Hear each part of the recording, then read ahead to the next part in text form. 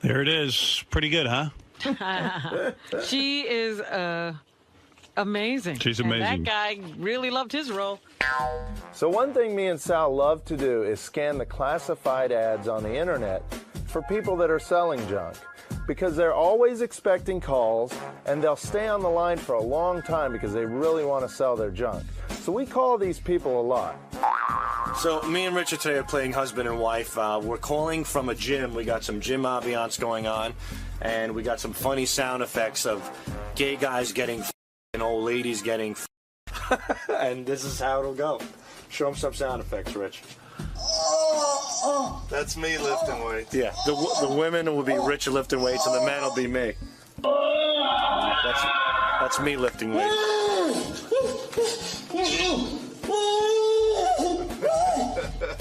I'll be the husband, start up the call, and I'm going to get on the bench, and my wife's going to take over talking to the guy, and as I get on the bench, my wife's going to encourage me to lift that weight. And to work his lats. And he's going to play the sound effects. Put your headphones on there.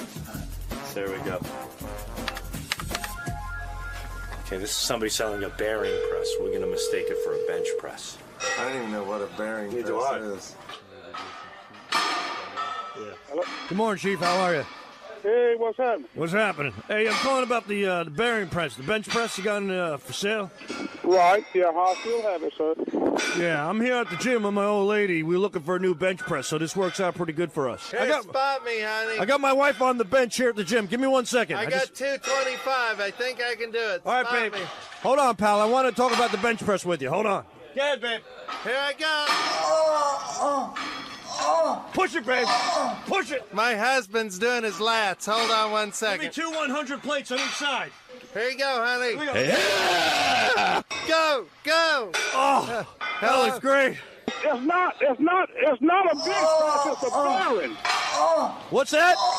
It's a bearing press. It's not a bench press. Come on, babe. Push. Oh, my God. My pecs are stretched as to their max. I can't hear you. What? That is not what it's for. Come on, babe. Come on. Come on. We'll get you in the gym. We'll get you in the hot tub. It's not what it's for, sir. What? What are you talking about, man? What? It's not for a gym. Hold on. Let me get on the bench. What? All right, bye-bye. Bye. That guy was great. Fucking That's not what it's for. So we just got done with our weightlifting call. It went pretty good. The guy just kept yelling and screaming because we were confused. He was selling a bearing press, which is some kind of automobile thing, and we thought he meant bench press. So he just kept yelling, "That's not what it's for. That's not what it's for." So what's next? We just have to edit it and give it to Howard. Hope he likes it. Make it real tight. I mean, it'll probably be like a 1.5, 2-minute call. Yeah. Get right to the point, and should be funny.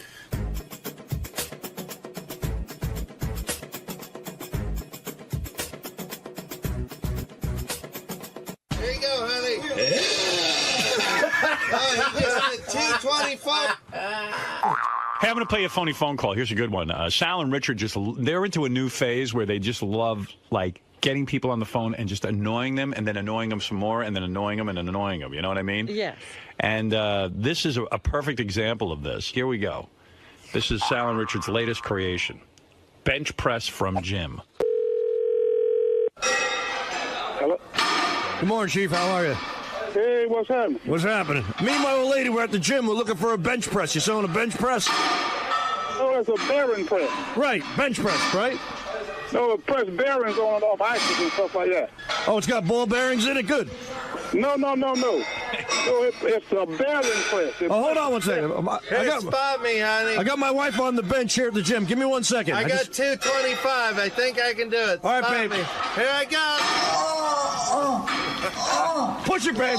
Push No, it. it's not a bench. It's not a, man. It's for automobile. Oh, my pecs are killing me. Here, you take the bench, honey. All right, hold on. Let me get on that bench. Talk to him. Talk to him about the bench press, baby. Hello, sir. Hey, how you doing? I'm doing good. You sound like a nice fella. We just called to ask about your bench press you got for sale there. No, it's a bearing press. Bearing. My husband's doing his lats. Hold on 1 Give me second. 2 100 plates on each side.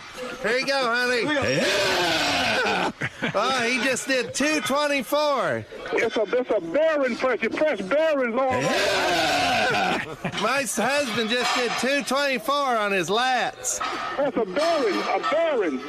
B-E-R-I-N-G. Bearing Come on, press. baby, one more push. Hold on.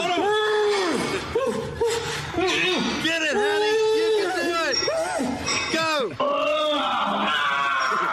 It's for automobiles. C-A-R. Yeah, we'll come down with our automobile and pick it up. We'll bring. No. You got this thing. It's not for bodybuilding. Yeah, bodybuilding. That's what we're doing. It's not for that. It's not for that. Yeah, that's what it's for. Hold No, on. it's not. No, it's not. It's for automobiles. You're showing the bench press, man. Pump the lats, honey. It's on hey. Huh? Yeah, it's on. That is not what it's for. How much weight comes with it? It is not for. That's not what it's for. How much have you lifted on that bench, sir? That is not what it's for. Come on, baby. Come on.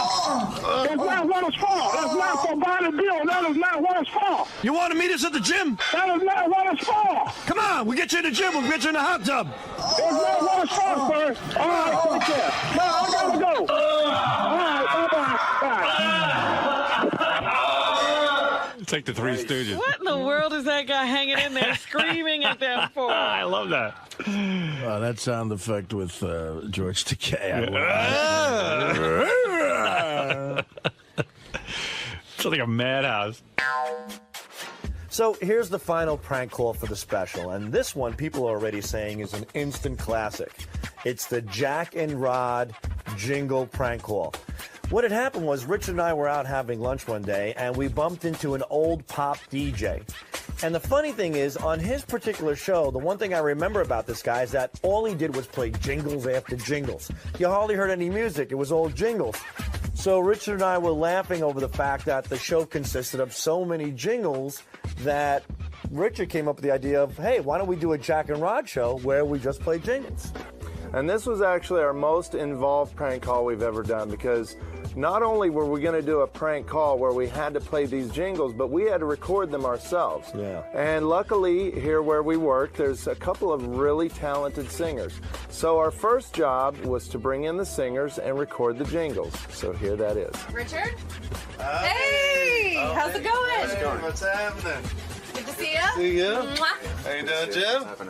So we want to have you guys sing the jingles. Excellent. And, you know, make them real old-timey, real happy, kind of morning zoo-ish type jingles. Oh, yeah, So- definitely. Sure. Okay. Yeah. And they eventually, like, they get more abrasive and stuff like that. As we That'd go be on, great. it gets a little crazier. Yeah. All right, cool. Let's do this. All right. So the drums, there's like a snare drum roll, and then you guys are right after that, and it just goes right with the music. Can't believe this idiot's still in the line, and then throwing a dope at the end. Can't believe this idiot's still on the line. Dope! Yeah. All right, that sounded great. 1, 2, 3, 4. Hang up, you stupid fuck! That was awesome. I think we got it. That was great. Now we're gonna do Hey There, Asshole. Oh my. I'm talking to you, asshole. They're playing a joke on you on the Jack and Rod show. 1, 2, 3, 4. Hey there, asshole. I'm talking to you, asshole. They're playing a joke on you on the Jack and Rod show. Hang up. Excellent. Oh The my. horns in the background. 1, 2, 3, 4. Jack and Rod! Ooh, that was a good one. That was great. So once we got the jingles recorded, it was time to find the victim and execute. We go through a TV and radio interview report guide where people are selling books, and they are blown away when they finally get a call for an interview. So to execute this is quite easy. And we're on in 5, 4, 3, 2, 1. And we're back with the Jack and Rod Show. I'm Rod Stivington. I'm Jack Mayoffer. Tell us a little bit about your book. The book is a historical love story set in the days. And we're back with the Jack and Rod Show. We back? We've been back, sir. We're waiting for you to explain. Oh, I was listening to a bunch of music and stuff. I didn't realize you was waiting for me. The institution. Do you want me to keep talking over that? Or can you even hear it? Well, sir, by law, we have to put a certain amount of IDs out, station IDs. Absolutely. And we didn't put any out this morning, so we're kind of We pressed got for yelled. time. We got We're yelled. kind of dragging and making up for lost time. Yeah, we got You got to do what you got to do. we got yelled at by our program director. No, well, tell him don't do that. Anyhow. How was George Bush? Wait a minute. No, we asked that question already.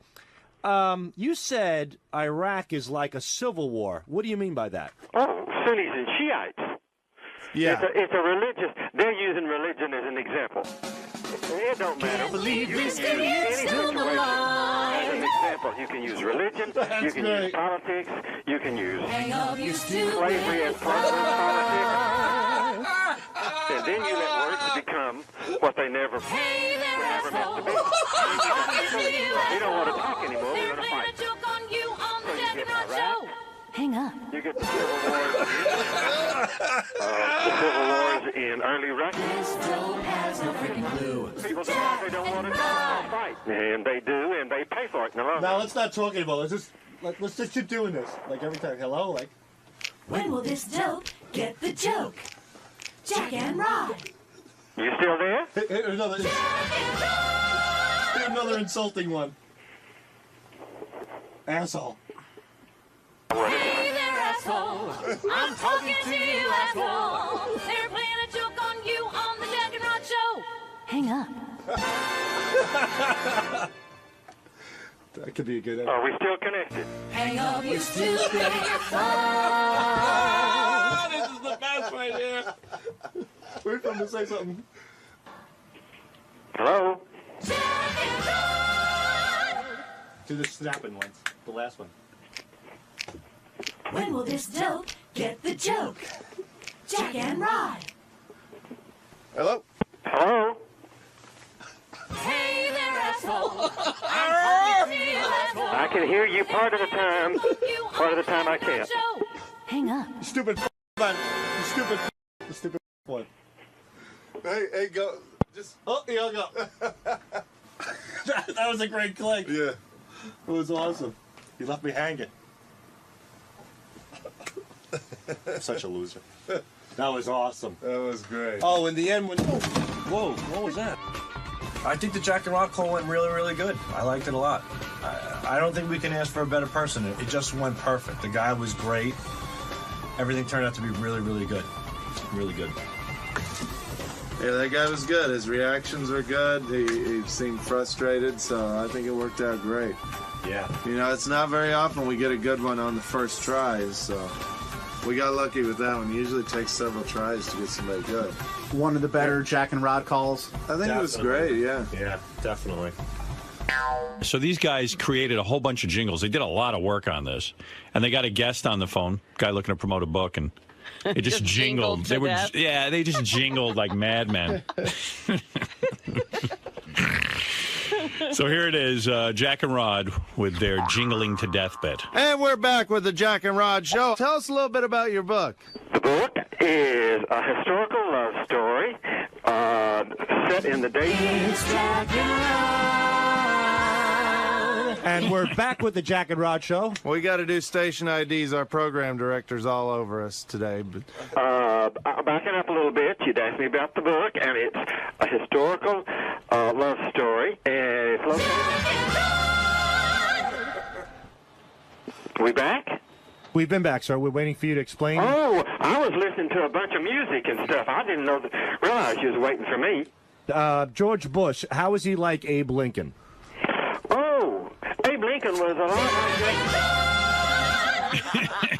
like Jefferson Davis, two men who got caught in events they thought. It's Jack and Rod, it's Rod, it's Jack and Rod on WFAG.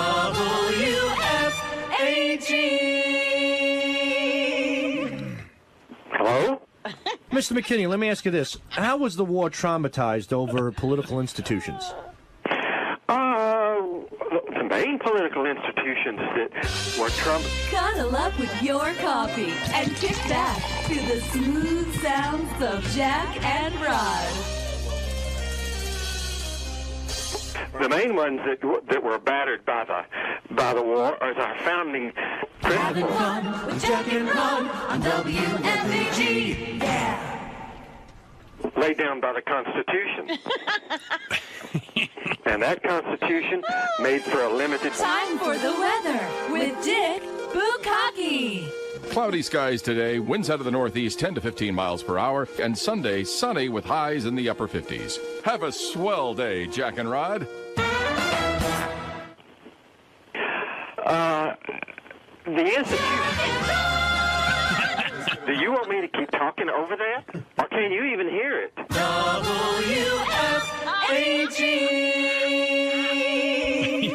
Anyhow, the founding documents in our Constitution set up things weren't sufficient to handle the situation, and both men weren't. Can't believe this idiot's still alive. And then you let words become what they Hey never. there, asshole. I'm talking to you, asshole. They're playing a joke on you on the Jack and Rod Show. Hang up.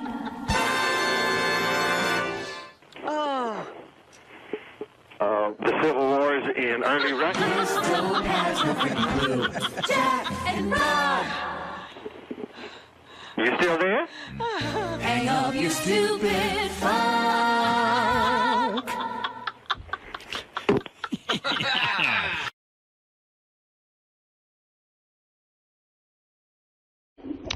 So, Sal, getting back to Sal ruining the party.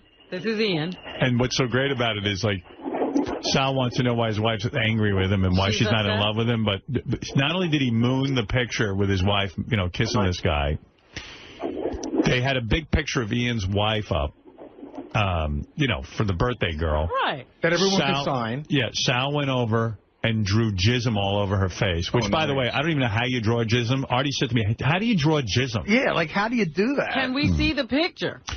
And then Sal... Then Hello? Hey, hold on a second. Ian. Hello? I think Ian's, I'm not sure what I'm talking about. It might have been Ian's sister. Right. She's at the party. Sal insulted her hair. Apparently she cuts dogs' hairs for a living, and Sal said he got really drunk, and he said, you know, you cut dogs' hair. Who cut yours hair? It looks like there's a poodle on your head. Right. So then the husband comes over. He's all pissed off.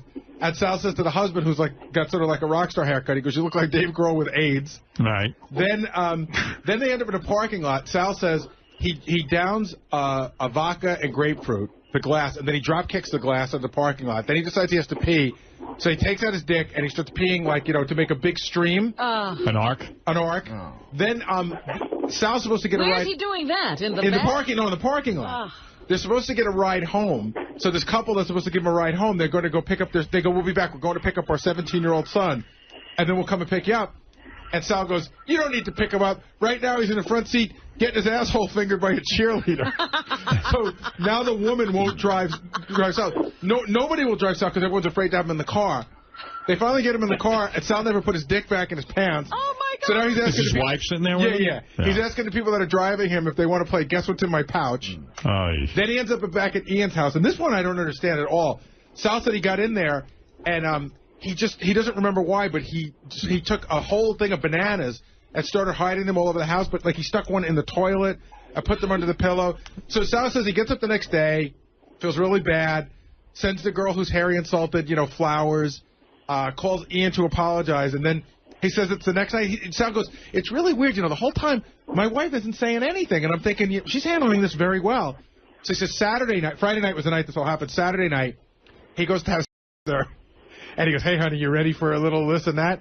And she just puts up the hand, and she goes, go away. And he looks at her, and she goes, don't analyze it, Mr. Shrink, just take it for what it is. So Sal tells me this whole story, and he looks at me so innocently and so genuine, and he goes, you think she's mad at what happened on Friday night? Dummy. He doesn't see any correlation. I mean, really, the guy, like Artie said, he's a first grader.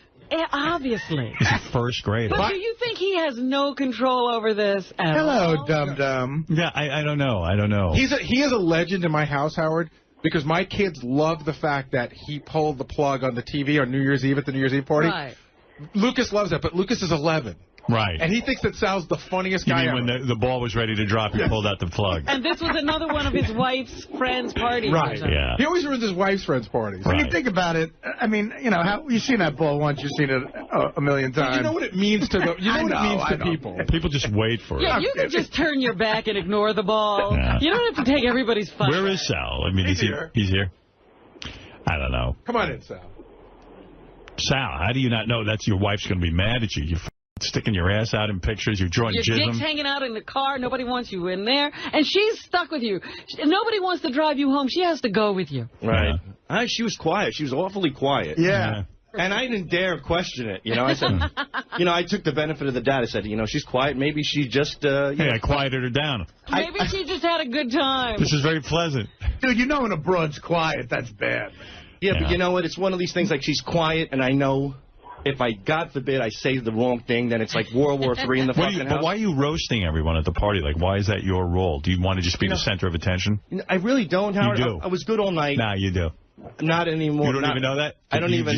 You're just so hungry for attention? I think I was so. I mean, I haven't. Why do you have to be the buffoon? Because you're hungry for attention. I haven't drank in 3 months. You remember everything you did. No, I was reminded about all this. I called Ian in the morning to apologize about not even drawing jizz on his wife's face, about his sister. The first thing that came to my mind was his beautiful sister. I really insulted. So it was the one with the poodle on her head? Yeah. That's. I mean, you just don't do that to a girl. You don't? No. And I said... Good, I'm learning. That's good to learn from you. Do that. Oh, so I guess you don't do that. And people think this is how you would act at a party. You mean you don't go to a party and insult a girl's haircut and say that she looks like a poodle? You don't. No. I didn't know that.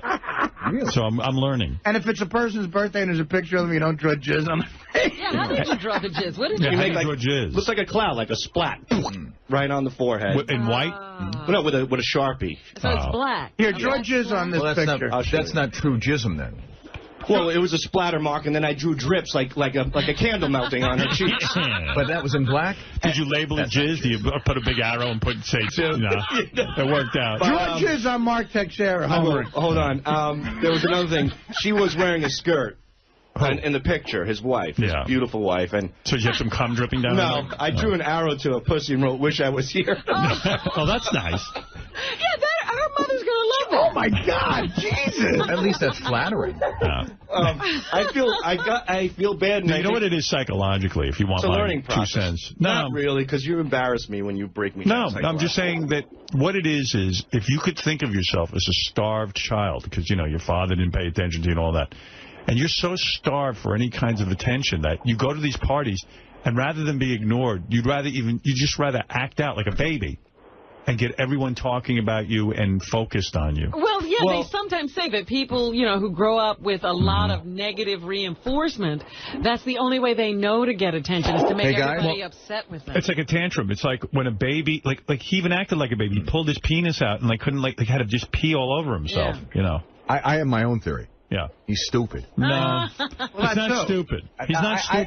I think he is stupid because he's a hungry ravenous child. At some point you realize you continue to up, but you just keep doing it anyways. He can't help himself. He's a hungry, starving child. I don't think I keep doing it. I think I'm better. But I blacked out. I just had. You blacked out. I didn't eat, and I had. Black out. Dude, I did. I had nothing. This is like the Twinkie defense. I had hard liquor the whole night.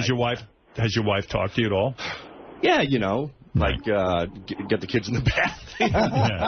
No, she does talk to me, but it was just strange because I doesn't find any of this charming? No. Right. But the thing is, I've been going to therapy, and I've been trying to better myself. Right. And I have. And I this was a slip-up, a falling off the wagon. That's all it was. Right. You'll be back. But when all this went down and she didn't say anything, I thought to myself, hey, this therapy's working.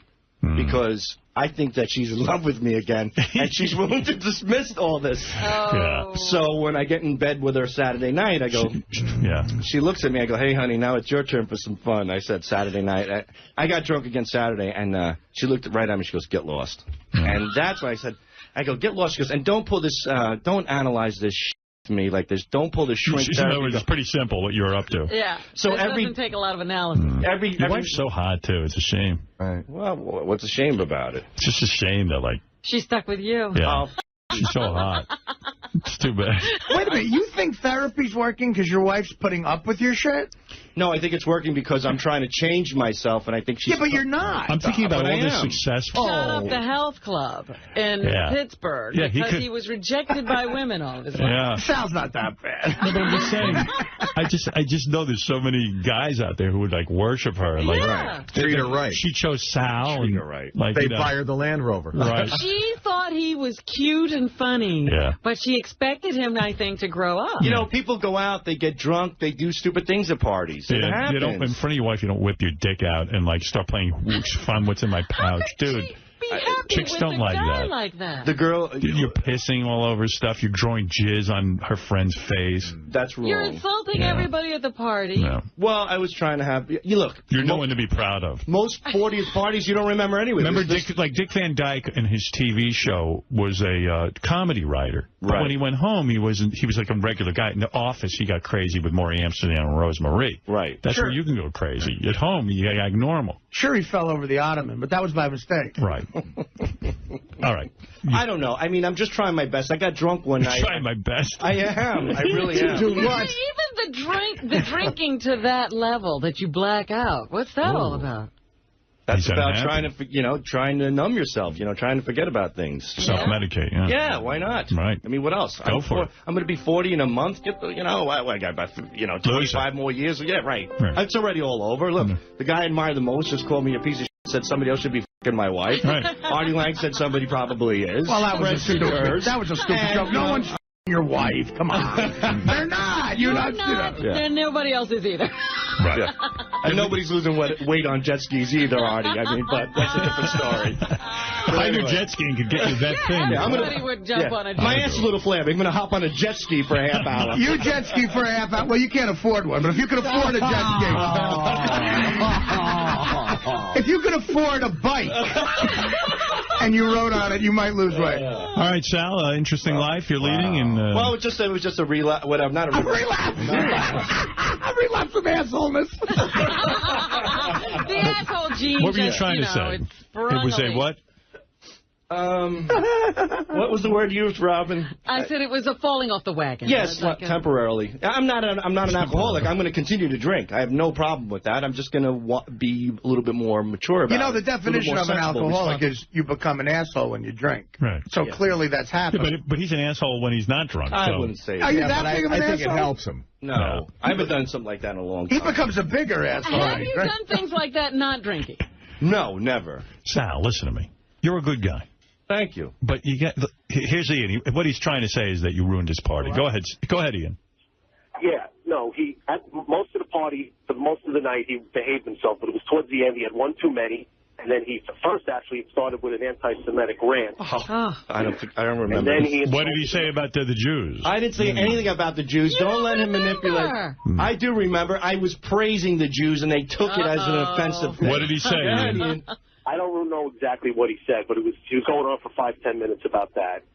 And then he insulted a friend's wife who was from South America. He wanted her to get him kilos of drugs or something. So he did that. Well, yeah, that's true. I forgot about that. You look Cuban, so... Sal, you know what it is, honestly. I had too much No, it has nothing to do with the alcohol. It's just that, you just don't have a filter. You don't, I think you think you're being charming, but also I think it's really hard for you to be at a party and be well-behaved. Do you not like going to parties? And sort of be... I really don't. I don't like the people. I like one or two people. But what it is though, actually, you don't like being sort of one of the people. He doesn't like being regular. Yeah, you want to be a star. You want to be the guy everyone talks about. You want everyone focused on you. It was like a tantrum, and you're throwing a babyish tantrum. You had invited Don Rickles to the party. Yeah, right. He was looking for Don Rickles. And Don Rickles doesn't act like that at a party. Right. But you realize, though, when you think you're saying stuff positive about the Jews, it's clear that you think about them all the time, and it comes off as anti-Semitic. And you're anti-Semitic. I mean, you're totally consumed with everything Jewish. I live around... Basically, that he believes all the stereotypes, and he gets to the party, and he goes, it's not like you're all cheap. Hey, try to rise above. I don't go for the cheap Jew joke. I know you had like a really rough upbringing, and I empathize and sympathize with you. But the fact of the matter is, try to rise above it. I am trying. Try to get some enlightenment. I'm mingling with the Jews now. I mean, I'm getting up there. What's a positive thing you said about the Jews? You said it was all positive. I want to hear the positive stuff. I say the Jews are the opposite of the minority. When they step into a neighborhood, the value goes up. I mean, that's something that... It's true, but it's true. No, but Sal, I mean, you know what I'm saying? Go to a Jewish neighborhood, and why are you so consumed with thinking about them? They are the Viagra of real estate. You know, you get a Jew into a good neighborhood, and boom, everything flourishes. It's like the rainbows come out. They're clean. They're, you know. Wow. And, you know, but I'm not saying that other people aren't. But you are. But that's something I appreciate. Give us a dirty minority.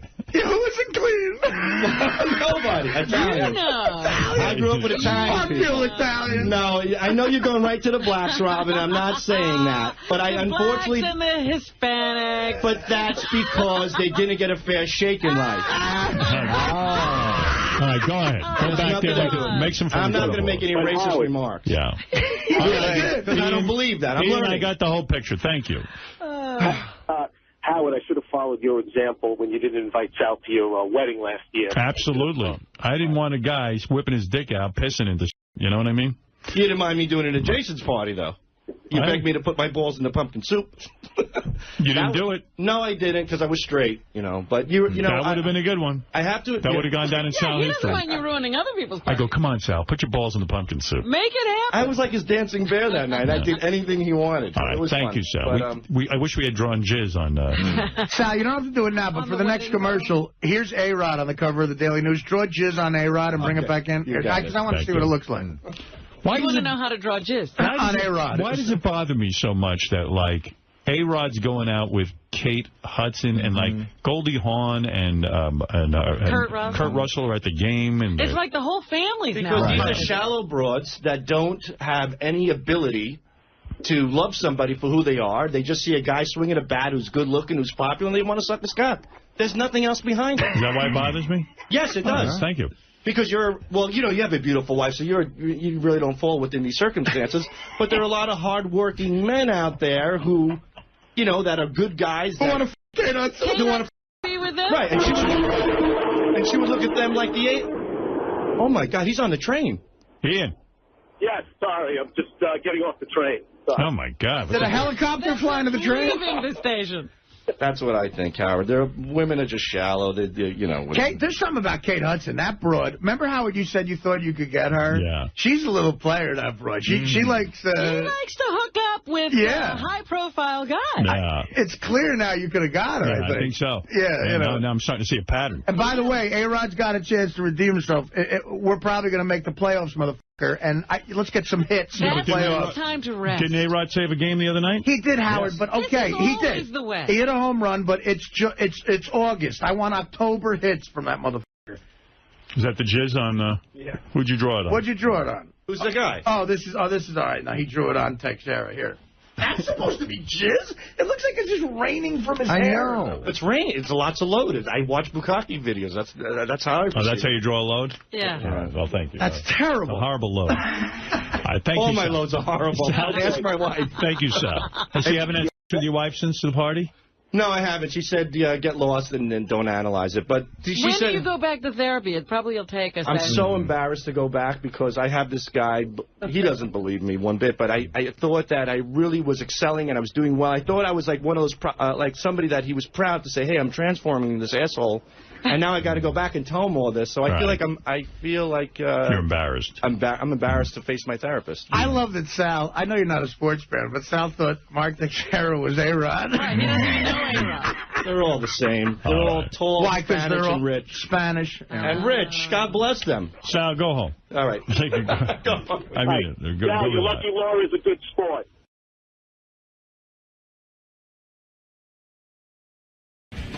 Richard had on Flowers Tushy. Flowers Tushy? Who named her? That's funny. Flowers Tushy, the porn star. She's very hardcore. She's a female squirter. He had her on. And Sal smelled her vagina and then disappeared for a half an hour. The speculation is that Sal had to jerk off. Oh, my God. Yeah. because he was smelling a vagina. That's pretty intense. He's got it pretty bad. Yeah.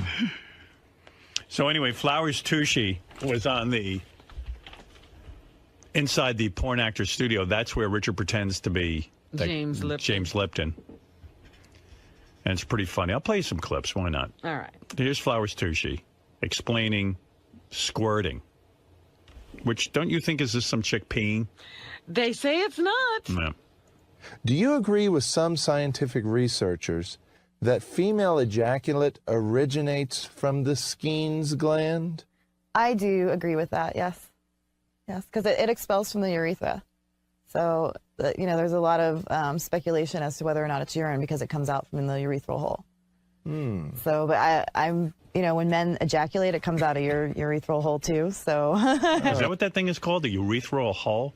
Well, I'm sure there's another term for the opening, but it is your urethra, yeah. That's disgusting. Oh, everything about that makes me sick. This is just sickening. I mean, and she makes a point that, you guys are coming out of the same hole. Yeah. So for them to say that it's urine, I mean, mine's always clear. Sometimes it's a little milky white, and it dries quickly. It tastes sweet, so I'm pretty sure it's not urine because my pee is pretty yellow and stanky. Well, on the subject of urine, I personally believe that squirt juice is tears from heaven. Aww. Some people debate that beautiful squirt juice is actually urine. What would you say to those stupid pieces of shit? You know what? I don't really argue with people. I just say, if it is urine and that's what you believe, that's fine. Believe that. But it feels good to me. I get off. Men seem to love it. Like men are very visual, and to see a woman actually come, I think, lets you're doing your job. I think it's disgusting. I do too. Yeah, I mean, I don't want any part of that. You guys aren't men, obviously. No, we're not. We like it the old-fashioned way. Right? So for those who aren't believers, Girls squirting stuff out is very guy-like. That's almost like a penis. Yeah. sorry that nobody's ever squirted on you, or you couldn't make a girl squirt. I don't know. And I say they're to missing hell out. with them. All right. Then they played a clip of her from her squirting, but I can't handle it. It makes me want to vomit. Oh, yeah.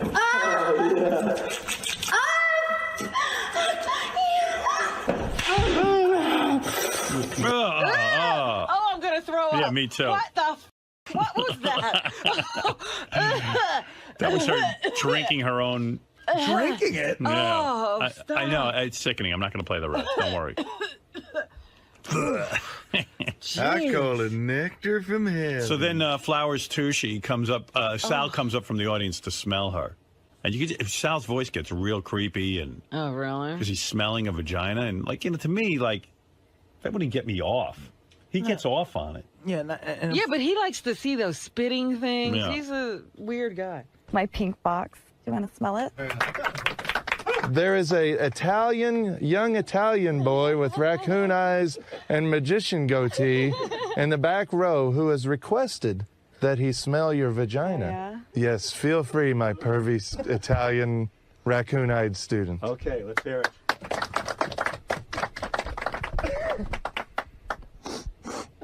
Describe what you're smelling, student.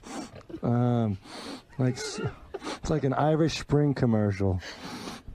It's perfect. It's like fruity, flowery. How is it? It's like the fresh outdoors. Oh my It really God. is. And, combination of sweet flesh, blades of grass, ocean water. Now, does this excite you, this young Italian man between your legs, smelling and sniffing? Yes, he does. He's got a nice big nose, too. Thank you. I think I could use that nose. Great job. Great job. Flowers Tushy.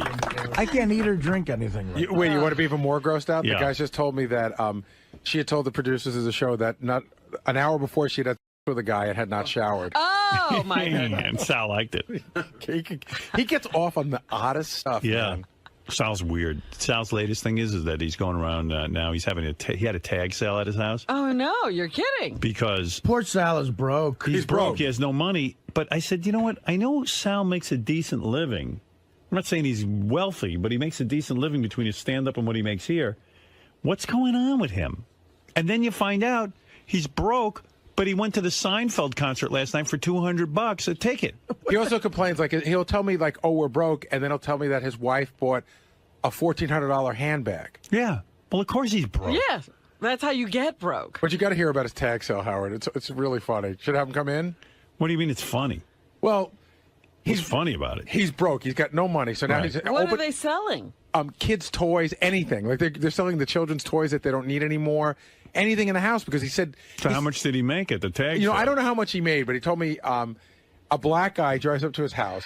So he tells his wife, "You go over because blacks like hot blondes, and you could sell them anything." Right. So I guess the guy's looking around, and I told that story about when my mom had a tag sale. People come.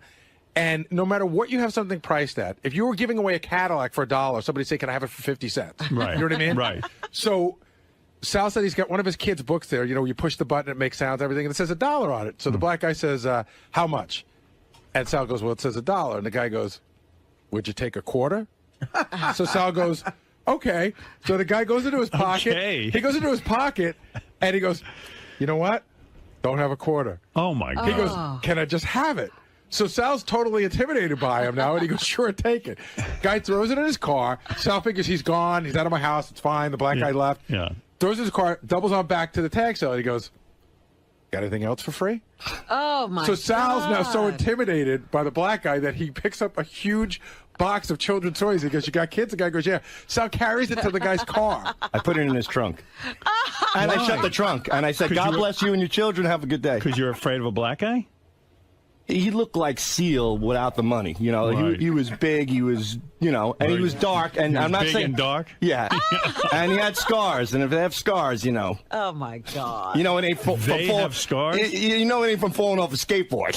So you just emptied out your house and gave it to the black guy? Give him your house. Yeah, and then and after all that, my wife has the audacity to say, "What the f did you give him a free bin of?" The audacity, of course. What are you kidding me? I said he knows where we live. He just saw you. You're a hot blonde. He knows our house. He knows our. You want him to stab us? Get him out of here. I mean, I was just playing. I'm telling you, I'm not. Yeah, but Sal, he was intimidated. You're so he had an racially No. Hold on. Sal told me that when the guy said, "Do you have anything else for free?"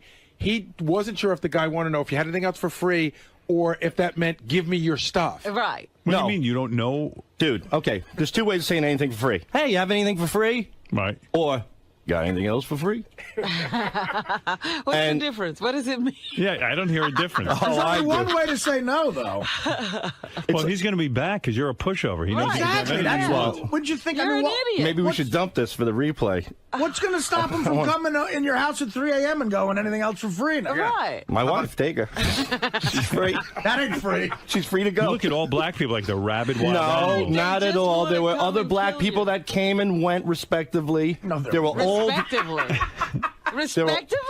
Yeah, there were old white people who came and left. Right. Give them anything for free? Let me tell you, you want to find the next whack packer, just have a goddamn garage sale. The most degenerate So how much money did you make on the welfare garage sale? recipients. Usually the guy throwing the garage sale's the next whack pack. What'd you make? $140. And you spent $200 on the Seinfeld concert. I spent that 3 months ago on Seinfeld. What's going on with you? Are you? I really feel bad for Sal. I do. I lost, like I said, I lost about $225,000 in the stock market on margin, and then I had other bills, and I'm paying them off. I'm not doing that bad. It's just that we're kind of behind. You're behind the 8 ball. I was banking on some money, which, thank you very much, Artie generously paid me, but it just came a little later than I thought. It had nothing to do with him, so I bounced about $400 in checks before Artie's check even got to my house. See, but I feel you're bad living about so low to the ground that $400 isn't even in your bank account. There's nothing in my zero. Yeah, it's in my checking because my checking account is a negative equity. But Sal, didn't you tell me that you just went on a vacation like within the last Big year? mistake, yeah. And you spent $7,000.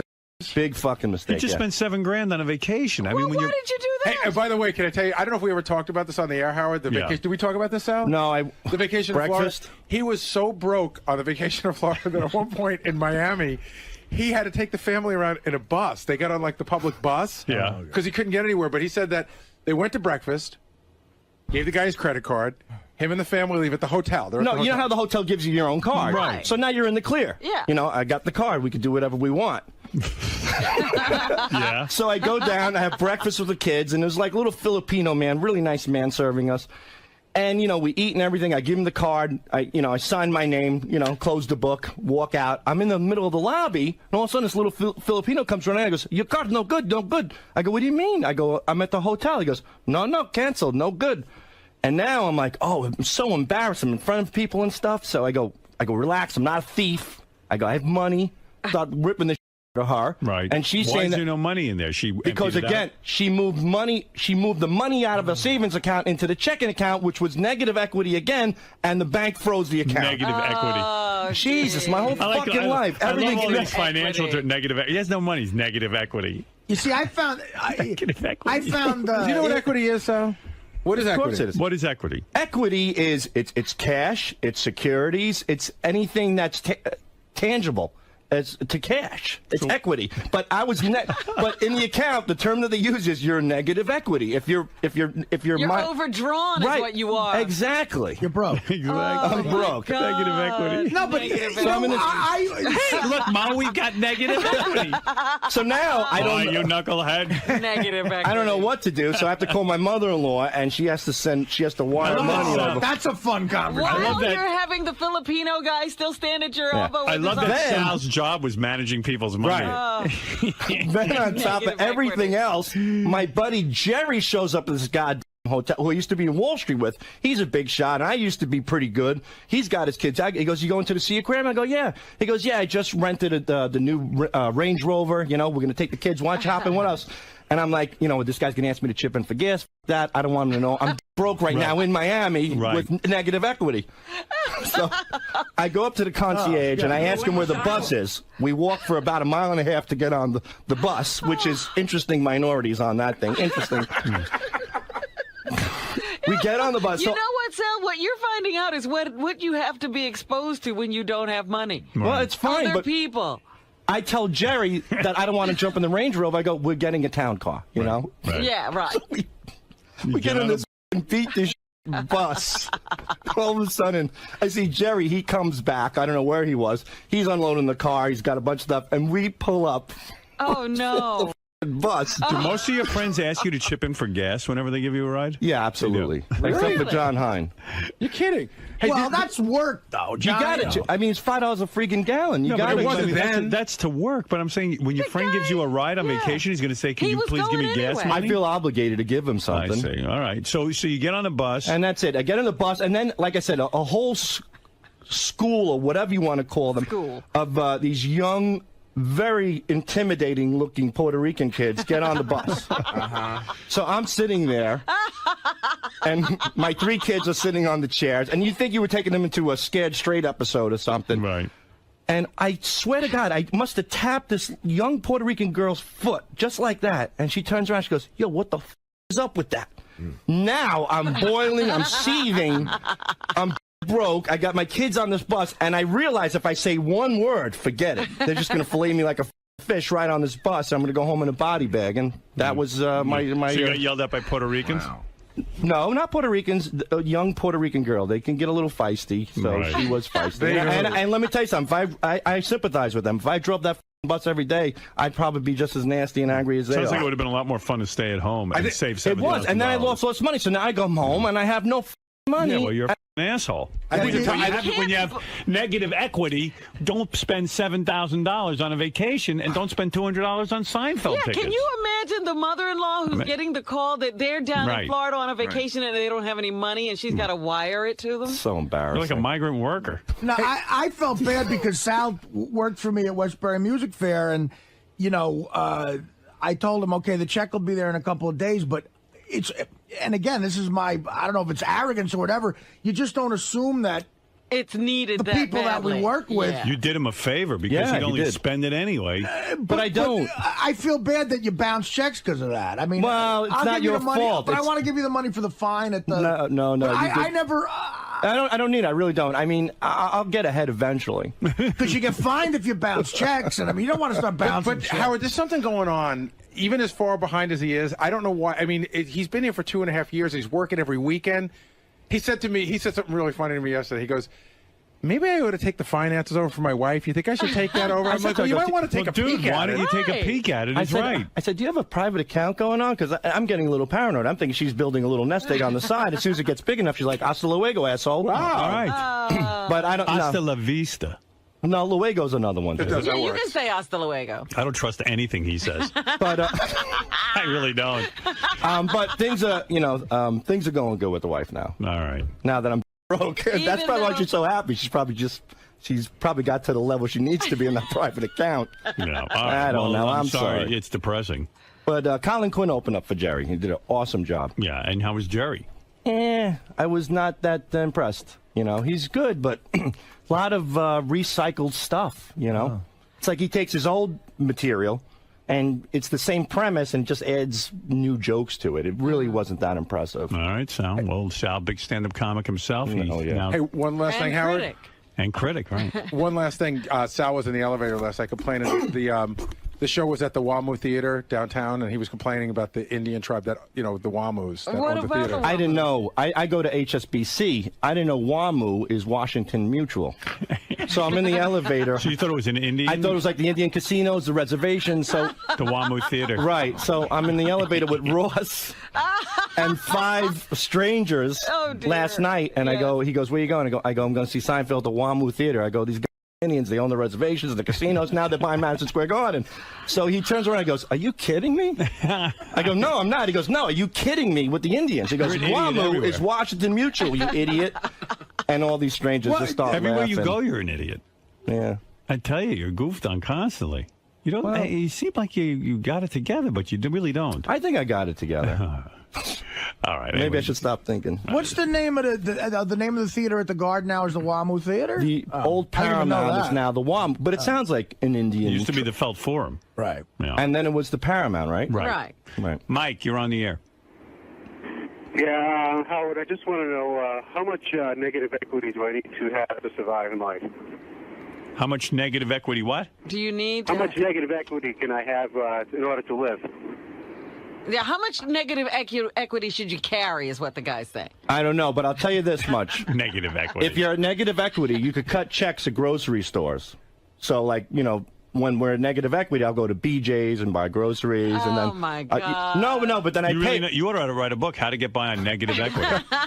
So you're the guy who writes a check at the supermarket? That is the most embarrassing thing. And my wife's got the gayest checks, like with balloons and ducks on them, and I'm the ass. Usually it's some old lady on welfare holding everybody your own up. checks. Why? What am I going to write a check to? I'm negative equity. But I mean, if you got balloons and ducks on invisible checks.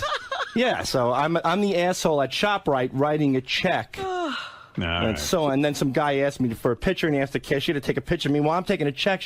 Pants that when she puts it through the register, a red alert will come across. See, you know what? You see, Sal, you're getting into that dangerous area where you're going to be somewhat famous and broke. I am. Oh, yeah. He's already in that area. He's arrived. He's definitely got the broke thing going, and he's almost up to somewhat famous. Well, he's definitely somewhat famous. He's just about to arrive. All right. Thank you very much. So, Sal, with all of your stories of financial hardship, there was one theme that ran throughout the entire segment, that every person you mentioned, you talked about the race. It was the Puerto Rican girl. It just happened to be that way. The Filipino guy. The scary black guy that looked like a seal without money. You have to explain who these people are. You have to paint a picture. It's radio. There's no visuals. Right, but it seemed like every time you associate something negative, it was something negative going on, that you talked about the race. Right. You don't see that you're fearful of other races and cultures? I'm not fearful. I'm making people aware of the people I interact with. But you used words like they're scary. Well, they are. I mean, wait a minute, no. There are certain people, white or black, that can come off scary. That would happen to be a scary African American. I could definitely bump into a scary Caucasian. If a scary Caucasian was at my house, I would have said it was a scary Caucasian. I didn't drive up to my house. He did. I'm not the one with the scary demeanor and attitude. He was. Do you know what I'm trying to say? But as far as the waiter in the Miami hotel, why even go as far as to mention that he was Filipino? It's cute. I said, very nice Filipino man. You know, it makes people realize that Filipinos are working. You know what I mean? It's nice. It's like giving them a little. It's like a shout out to the Filipinos.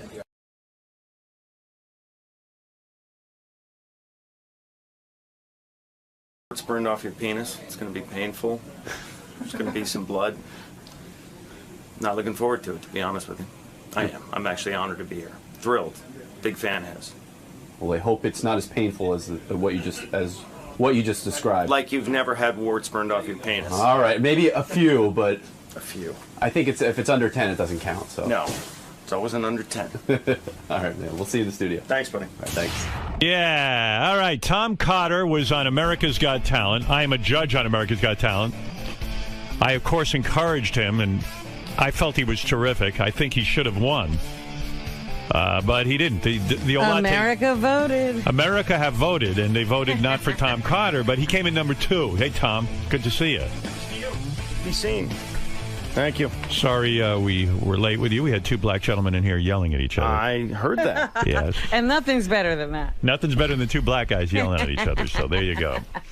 Tom. Yes, sir. Well, what is it like to make that decision to go on America's Got Talent? Now, what I heard was that you didn't like Piers Morgan as a judge when you used to watch the show on TV. Yeah.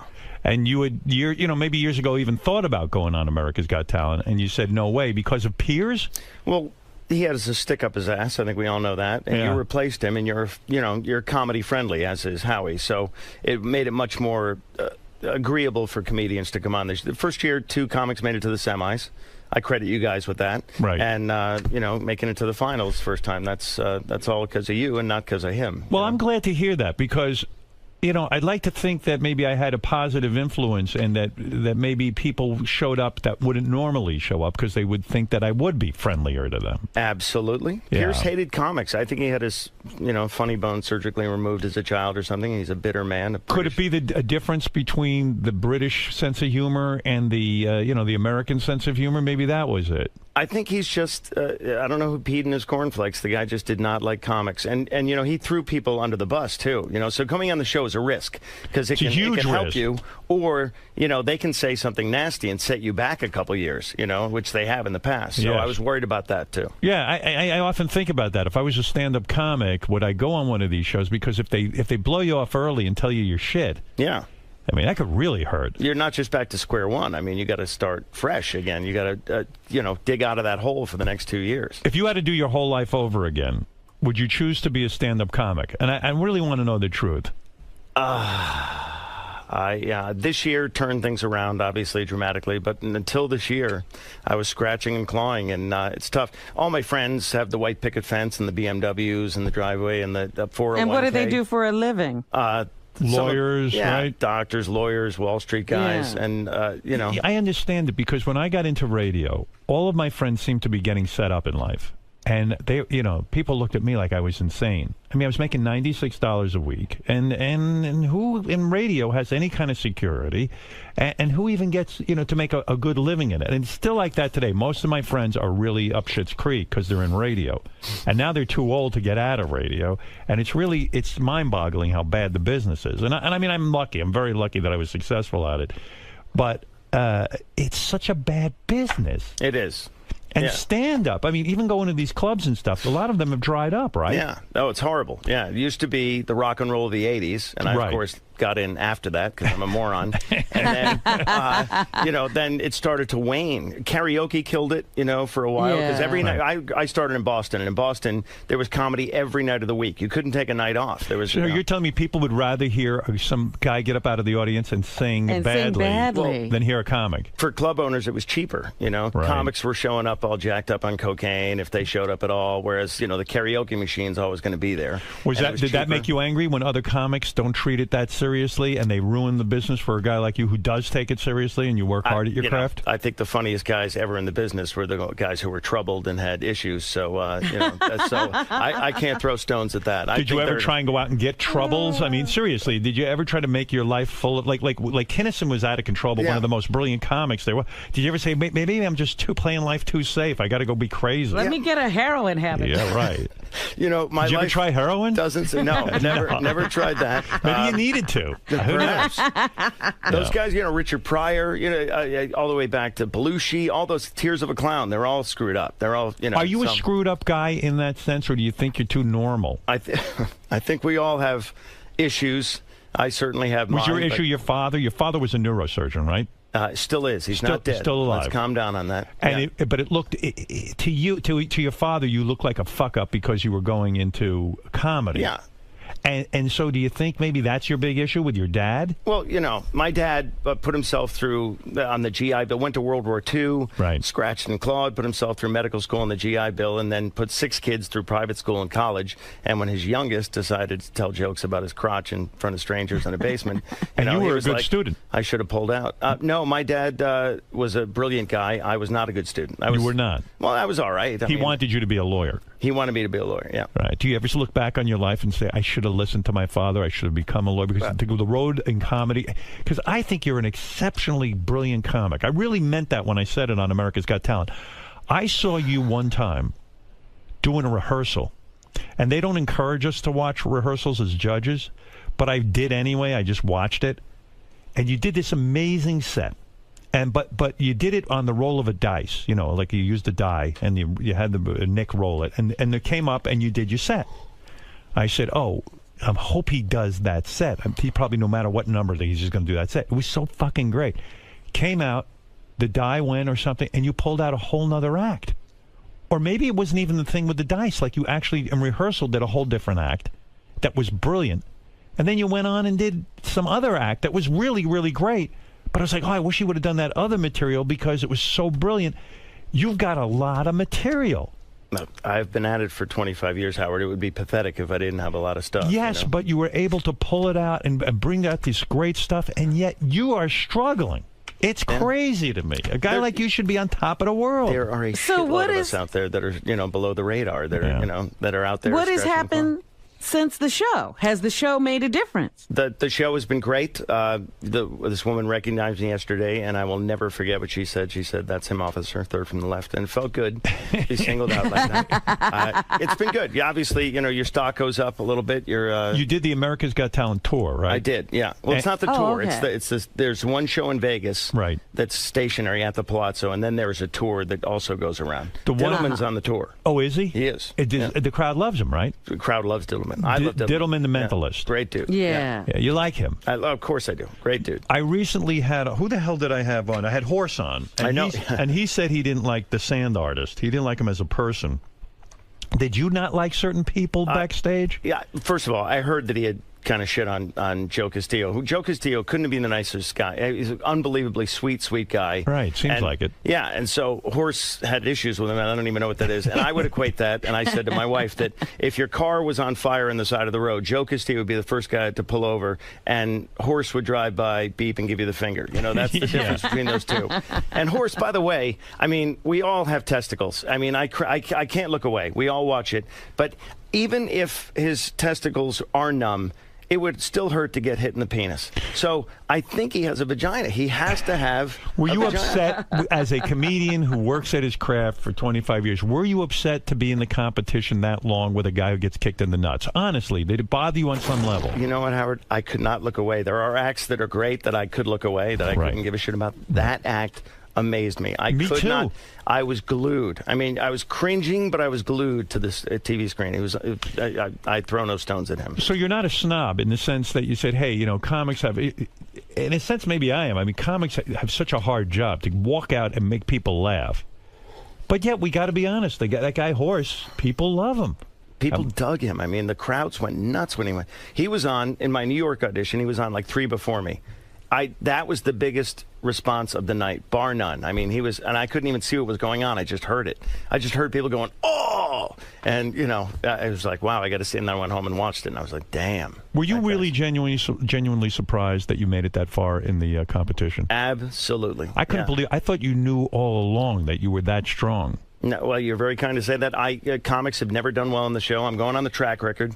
And, you know, I really thought the quarterfinals would be my swan song, and everything beyond that was gravy. You didn't know, but based on years past, comics just got kicked to the curb early. When it came down to the two acts, the dog act and you, which was shocking. I thought William Close was going to be there. Right, the Earth Harp guy. He did a great job. You guys he was blew the early so much sunshine up his ass. I thought you guys blew a ton of sun. I thought, you know why? Because I was looking for a band to win, maybe. Yeah. And I realized what an unusual band this guy put together. It was totally unique and original, and actually sounded good. Yeah. So I wasn't, I just thought he was terrific. Great dude, great backstory, all that whole stuff. thing. This is what killed me, though. Howie kept saying, you got to step it up. His first audition, Williams he was the harp. Right. Second audition, the harp and a drummer. Third one, harp, drummer, band. He stepped it up. Ballerinas, and by the end, he had some chick flying around the goddamn thing above. Yeah. He had so much shit on it. And I'm like, what can I do? I could light my balls on fire. No one is going to give a shit. So, I mean, that's what I was up against the whole time. As a monologist, I'm like, what do I do? No, you had to come out each week and be funny. That's it. There's nothing you can do. You can't light your balls on fire. Well, I was worried that you of all the judges, were going to shit on me for the Comedy on Demand thing because I thought you were going to say it's a gimmick. What are you doing? Tell your jokes. So I thought you showed off, and it just showed the depth of your material. I thought it was a brilliant move. That was a tricky thing. I didn't know if that would work or not. Did you ever attempt to sabotage the dogs backstage with one of those dog whistles or something where you could? I would think that I would do that if I was a contestant. I would have blown this dog whistle and fucked them up. Get some meat, something. Yeah, you would do something. Yeah, like plant gravy in the audience, something like that. I will not besmirch that act. They're a great act. They get their dog treats from Lance Armstrong. I don't know what that means, but I am not bitter. I did draft Michael Vick to my fantasy football league the next day, but that is coincidental. No. Didn't you kidnap one of the dogs and drop it off at a Korean restaurant? Something like that, someone told me. No. But if it were Korea's Got Talent, I'm pretty sure they wouldn't have won. So anyway. you growing up, you decide to become a comedian. Did you go to college? I did. And in college, you were going out and performing at all these different clubs? No. Senior year, I did a muscular dystrophy telethon, had a showcase, a little thing, and I did that. And first time ever you went up on a stage? First time ever going up on stage. Did you bomb? The audience liked me, but I was disqualified because I said evil things about the faculty and the administration, so I was disqualified from the competition. But did you actually have written jokes, like you had sat and thought about it? Yeah. I had run for president of the student body. Is it true when you ran for president of the student body, you lost to a dog? No. Is that true? No, I lost to another dude, a human. A human, yeah. Up until then, I had painted myself as a goody two-shoes kind of guy, and so once I lost, I said, "Chef, all bets are off." So I just went up and just crapped all over the faculty, administration, the other fraternities, all this stuff, and the judges hated me, but the audience liked me, and I was like, "Wow, that was my first tease." That was like, I got to try this again. So financially, what is the best year you could have as a comedian? Like here you are when what was the year that you point to that you really made some good money doing this thing? I'm in the midst of it right now because of the show. Absolutely, yeah. That's fabulous. Yeah, this is great. Was there a time you almost said, "Hey, I'm not going to go do America's Got Talent because I don't want to stand in line"? Did you have to? Absolutely. But you had to stand in line with all the crazies, right? This is 6 seasons, and people said to me, my style is kind of rapid fire, and for 90 seconds they were like, "You are the perfect guy to do this. Do it."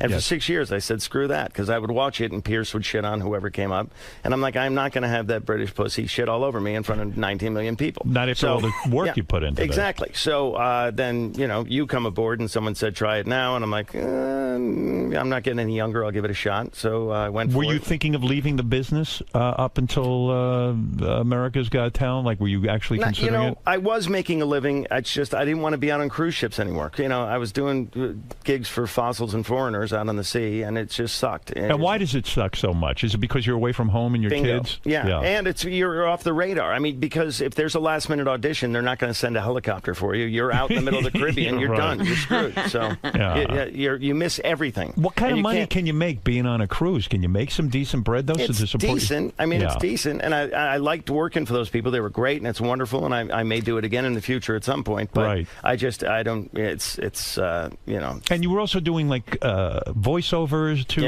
and you were doing very well at that, but even that business has kind of dried up in a sense. Well, you know what the issue with that is? Before, you'd audition against maybe 100, 150 other guys. Now everybody can go into their walk-in closet with their laptop and audition. So now you're auditioning against 1,000 guys or 2,000 guys for the same spot, and it's just supply and demand. What was the biggest commercial you ever did as a voiceover guy? Voiceover. I was the voice of Pepsi Max and Doritos. God, the you one were the voice of Doritos. Well, the product when they came out with Wow. First it was Wow. Remember there was the one with the Olestra. It had the yeah, it was fat free. Yeah, that didn't the take issue off. with that was anal leakage. They had in their warning label, may experience anal leakage, and so they changed it to Doritos Max, and then they said abdominal crumping and loose stools, and that was a better. I swear to God, this is the truth. But I get to Did go you and have read to for say all those. that? Were you a Dorito? Did you play a Dorito? No, that was beyond camera. I did most of the voiceovers. I did all the voiceovers. So you were like, hey, I really liked Doritos are great, and you did that. All that stuff, yeah. No kidding. Anal Doritos cramping Max, and you know, loose stools. and I had the Gen X voice at the time, and I was a big fish in a small pond. But then that all kind of went away when I started going out on the road. If you're out on the road, you can't audition. If you can't audition, you can't book. So and being out on the road must suck for you because, as far as I know, you're faithful to your wife, so you can't even get laid out on the road. Can't get laid, you know. And I really do miss. My wife knew what she was getting into. She's a comic, so she knew it. But the kids did not know, and they would literally sit on my luggage the night before and scream. Aww. And that was just it ripped your heart out. So you know. But what can you do if you've done stand-up comedy your whole life? You couldn't leave it. I mean, at this point, you couldn't have, and so it's kind of a sad story, isn't it? And you got to go out on the road to make the money because you're not going to make it in the city, so you have to be out 2 weeks out of the month at least, banging out that crappy the Chuckle Hut in Nebraska. So what do we do now? Yeah. How do we maximize this whole thing? Oh, we're going to max. We're maxing. What are we doing? First What's of all, the plan? There's a plan. You've got to get a television show, right? I mean, that's the next move. Your lips to God's ears. We will see what happens. That's what's got to happen. Well, I've heard some rumors. I've heard a couple I heard NBC's rumblings. high on you. We'll see. We'll see what happens. That's what I heard. I've got an inside voice in there.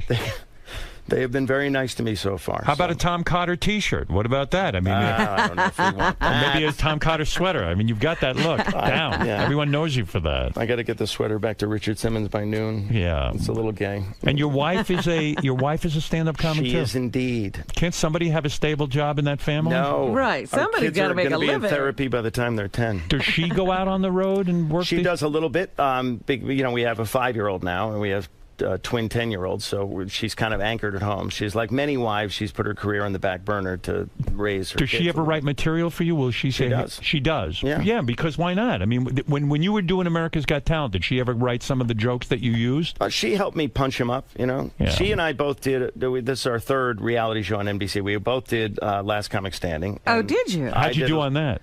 She went further than I did, and we hear about that every time we have a fight. Right. And then I did true? a little thing on To Catch a Predator, but I don't want to talk about that. But To Catch a Predator? Yeah, That's not the place you want to show up. No. I'm pretty sure that was a joke. Yes. Yes. She went further than I. She went to the finals of Last Comic Standing. Last Comic Did she really? Yeah. What's her name? Carrie Louise. Carrie Louise. But she's banking on you making it now. Yes. Well, she's busy at home with the kids. Yeah, but maybe Tom should be home with the kids and Carrie Louise should be out there. Did you meet on the road? We did. Yeah, it was a workplace romance. We were both Boston comics, and we went and did a ski gig together over New Year's. And my parents had a ski place up in New Hampshire, and I, seduced her there. Yeah, basically. How long did it take you to get in her pants? One nighter, huh? No, she made me work, man. She made me work hard. She didn't want to be one of those, there were certain comics that dated a lot of comedians, Right. and, one of them was named Comic Relief, and she didn't want to be that person, so she made me Did she date work other hard. comedians before She you? did, yeah. She did. Yeah. Who's her most I would famous? much rather not discuss it because You know it the makes whole me list? nauseous and gives me loose stools and abdominal cramping. Is it a long list of comedians? It is a short list. Yeah. A short list. Now, while you were on America's Got Talent, some comics were very supportive, like Louis C.K. and Sarah Silverman. True? Yes. What, on Twitter they were? Jim Gaffigan and obviously Lisa Lampanelli and a lot of people. yeah. People who that was the thing. Here's the thing. I don't think they liked me. I think they liked the fact that a comic was doing okay in the show, and they didn't want the comic to lose to the guy getting shot out of the cannon. So I was kind of waving that banner. So people I didn't expect, my friends, Greg Fitzsimmons, your friend, Right. other people were tweeting for me, but guys I did not expect to tweet for and that I did not ask for were, really sweet and really nice to do all that. Yeah, so. because I thought the judges gave a little too much coaching to that ventriloquist. You know, I gave him coaching. I brought him back. You literally told him what to do. I absolutely did. To stay on the show. Absolutely. Not fair. Not fair. Of course, that's first of all, Tom. What are you going to tell him? The guy has good material. That's it. Yeah, and that's what you should be banking on, is a guy who already has the motivation and incentive and the talent. They said, not telling a guy what to do. They said to me, do you have words of advice for these guys? And I said, yeah, if it was me and I had a dog act like that, I would use I'd go get somebody to write for me. That's right, because he didn't have good material. And I said, it's got to be super topical. Throw in some stuff that's going on in the political race. It was hot right then. And I told the guy, and the fucking guy went through. I know what I'm talking about. I always resented Howard, that got in my head. You told him. You told him to do that. Yeah, and so I was like, holy shit, Howard wants topical stuff. What do I do? You know, and then I was like, oh, shit, I don't know if I want to do anything topical. Well, it wasn't that. I saw his act, and I said, what could he do to win? If he even does 6 mediocre jokes, all he needs is 6 with that great puppet. Yeah. Because that illusion is good with the puppet. It's an awesome and illusion. it's half dog, half puppet. Yeah. And I said, it's so great. I said, all he needs is like some Jay Leno type monologue stuff, and he will kill. And then what did he do? He got the set of the Tonight Show on the stage and did exactly that. And he went ahead. And the audience votes. I don't vote. They are asking me what he could do. I told him what he could do. Yeah, but I thought that was a little. It was almost like writing a prescription for him. That's right. I'll do it for any of the candidates. But Tom had to do it on his own. Well, hey, good for Tom. I mean, and the guy, you couldn't be with that guy for the rest of his career. Hey, Robin, what are you attacking me for? Tom's the contestant, not me. What the fuck you want from me? I'm trying to make the show interesting. Trying to keep it real. He was a great dude. I liked, all the competitors. I know people want you to throw other people under the bus, but they really were, we were sequestered for so long, in these The little kids rooms. didn't annoy you when they were dancing and shit? No, they were my height. That hurt my feelings a little bit. But they were actually perfectly pleasant, and their parents, a little annoying, but God, I've seen that so many times. When I used to do commercial stuff, you'd see these parents show up with these kids, and they wouldn't let the kids move because they, your hair's going to get messed up or whatever. And I'm like, let the kid be a kid. And the mother was always like 600 pounds, and she was like reliving her life, and God, I hated that. Yeah. So you saw some of that going on back there. Well, yeah, but most of them were nice. Yeah. The ones without the whips. So when doing America's Got Talent, and all this was going on, I was thinking about you, because then I read that you had some show on Comedy Central. You had a special. When that happened, you must have thought, wow, this is going to be the moment, right? They're going to give me a special on Comedy Central, and it's going to happen big for me. Yeah. There are peaks and valleys, and the whole time. You do the Tonight Show, you think that's going to be a bump, and that becomes, there's 12 people and a couple of cameramen watching you at that hour. You did the Tonight Show with Jay Leno? Yeah. And did you go out and do stand-up? Yeah. And afterwards you go, hey, the calls are going to start coming in. Yeah, and they did a little bit. I mean, you get work in the corporate world and stuff, and that's great, and that tape opens some doors for you, but nothing like this. This is just gigantic. This is a huge market, huge audience, and, it's just I'm so glad. The numbers are ridiculous. So, it's really, I fucked a leprechaun. No question about it. I'm happy about it, and very happy.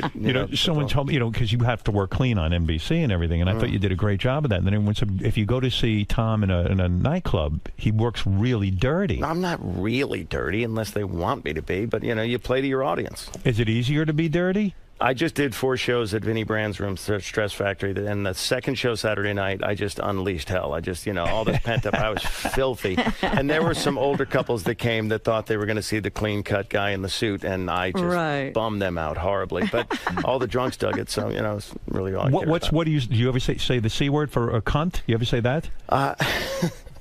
I think I've said it on stage once. No, that's a word I stay away from. But, right.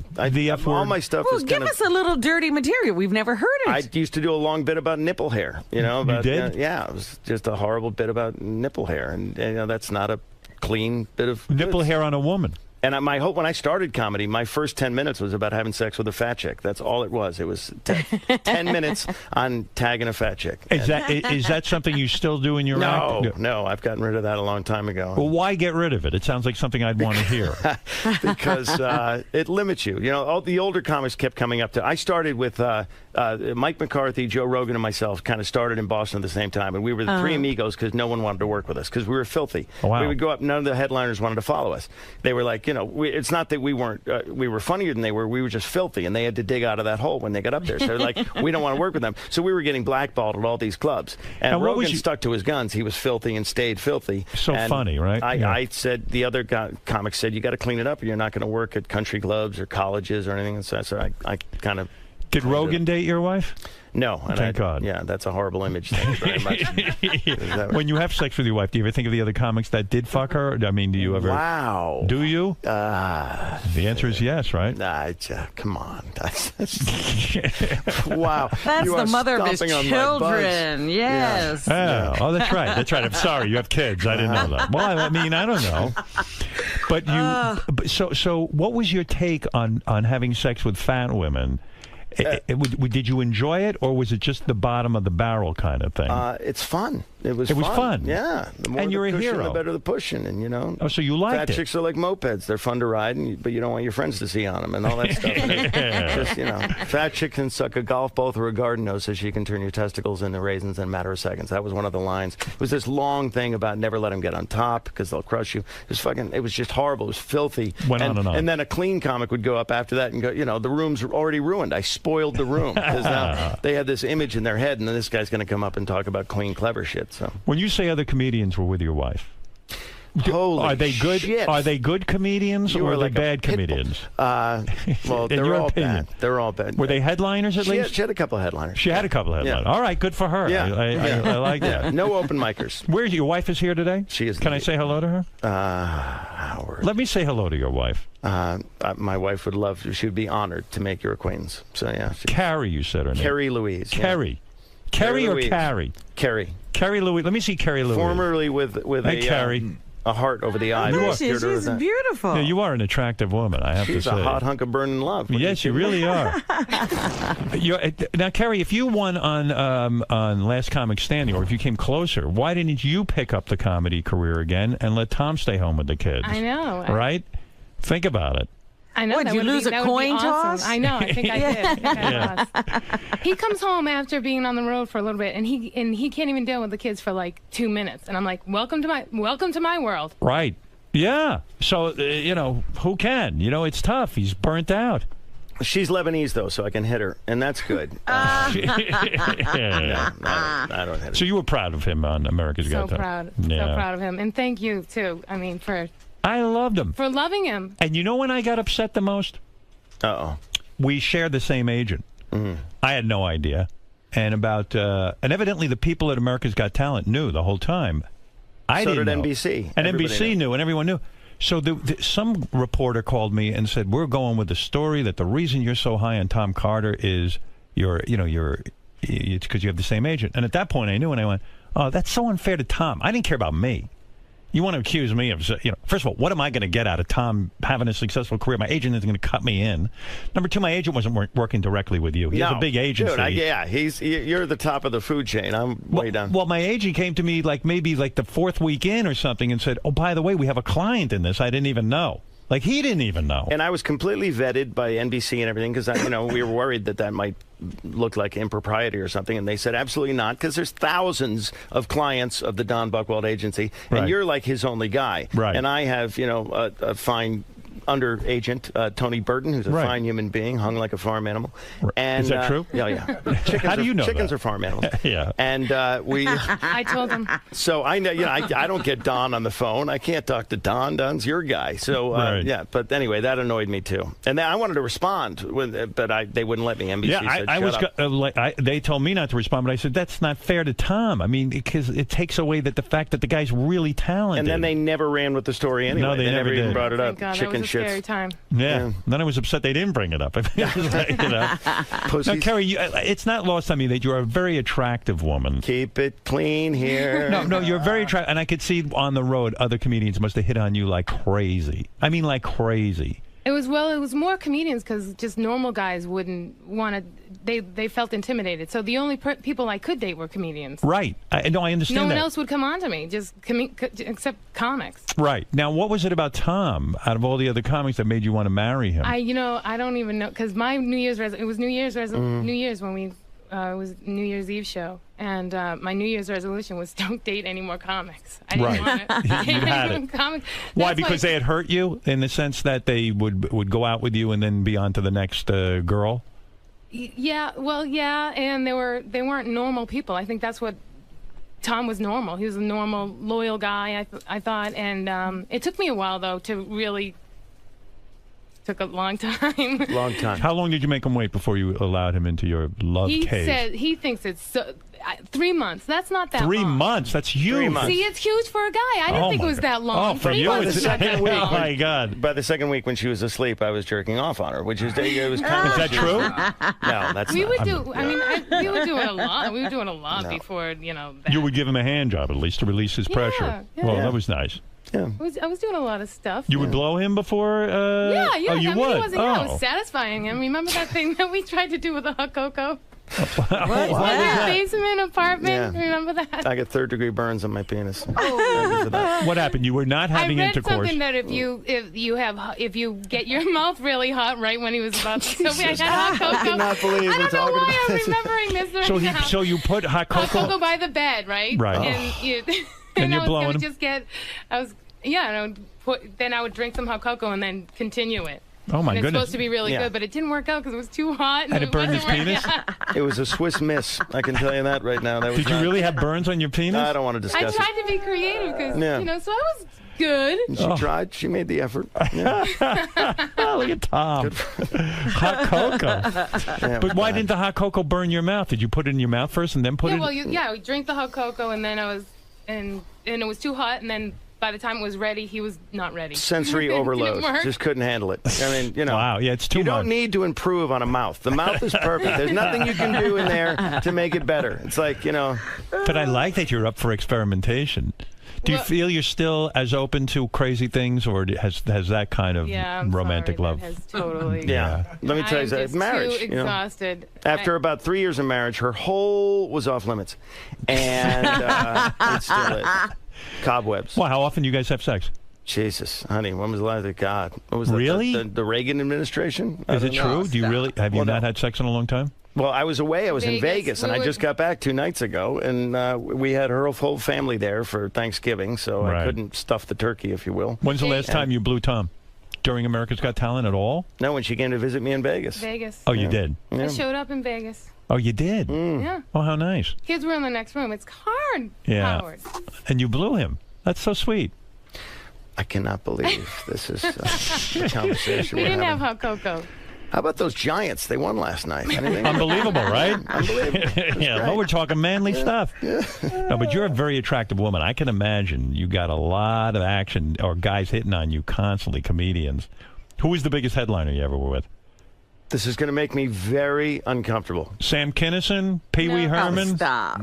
Who was it? No, Pee Wee Herman. This is Boston headline. Oh, well, I kissed. Who? Do I have to kiss him? Should I? Kiss Jay him? Leno? Go ahead. Who'd you kiss? Greg Fitzsimmons? What's his name? Not Colin Quinn. Colin Quinn. Colin Quinn you kissed? Colin Quinn.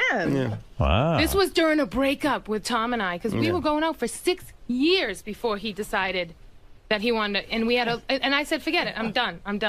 It was You during the dated him breakup. for 6 So years? you went and I kissed dated Colin Quinn? Yes. Well, why didn't you go all the way with Colin Quinn?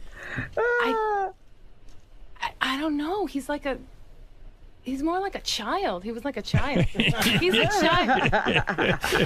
Colin is like a child. I like Colin. He's a really nice guy, but Right. I love Tom. I love Tom. I did not want to break up with Tom. So you said to Tom, "Hey Tom, it's time to get married already." Yeah, and he was. You weren't going to marry her. Look at her. I just. And she's had See? 2. How many kids you got? 2? I was 3. 3, and look at that we know body. of. Well, the third Yeah. one really. It messed you up. I'm all strapped up and duct taped and stuff. Are you really? Because your Yeah. body looks slamming. Well- Can you wear a bikini? Yes, she can. Yeah, She can rock a sometimes. bikini. So what are you talking about? Well, it's Where And you have those are stretch real. marks? See those titties? Those I are don't have absolutely Are those real. titties real? Those are I didn't think they perfect. were. They are Wait a minute, absolutely Wow, real. Tom. it's a good. Is that a D cup? No, see, See, and they're real? they're real. Are they floppy or are they? Yeah, they're long. They They're are long. not. My They're son perfect. came in. My 5-year-old son, came barging into the bathroom and started crying about something. And then, before he left, he's like, "Mommy, your boobies are really long." Like cucumber titties? So yeah, I don't know. I need a lift A and lift. a tuck. So Why? he You needs got- that TV show. You got you need a TV show. I do. You really do need. In fact, I'm thinking the two of you need a TV show together. Well, this is pretty strong dynamic. Yeah. Well.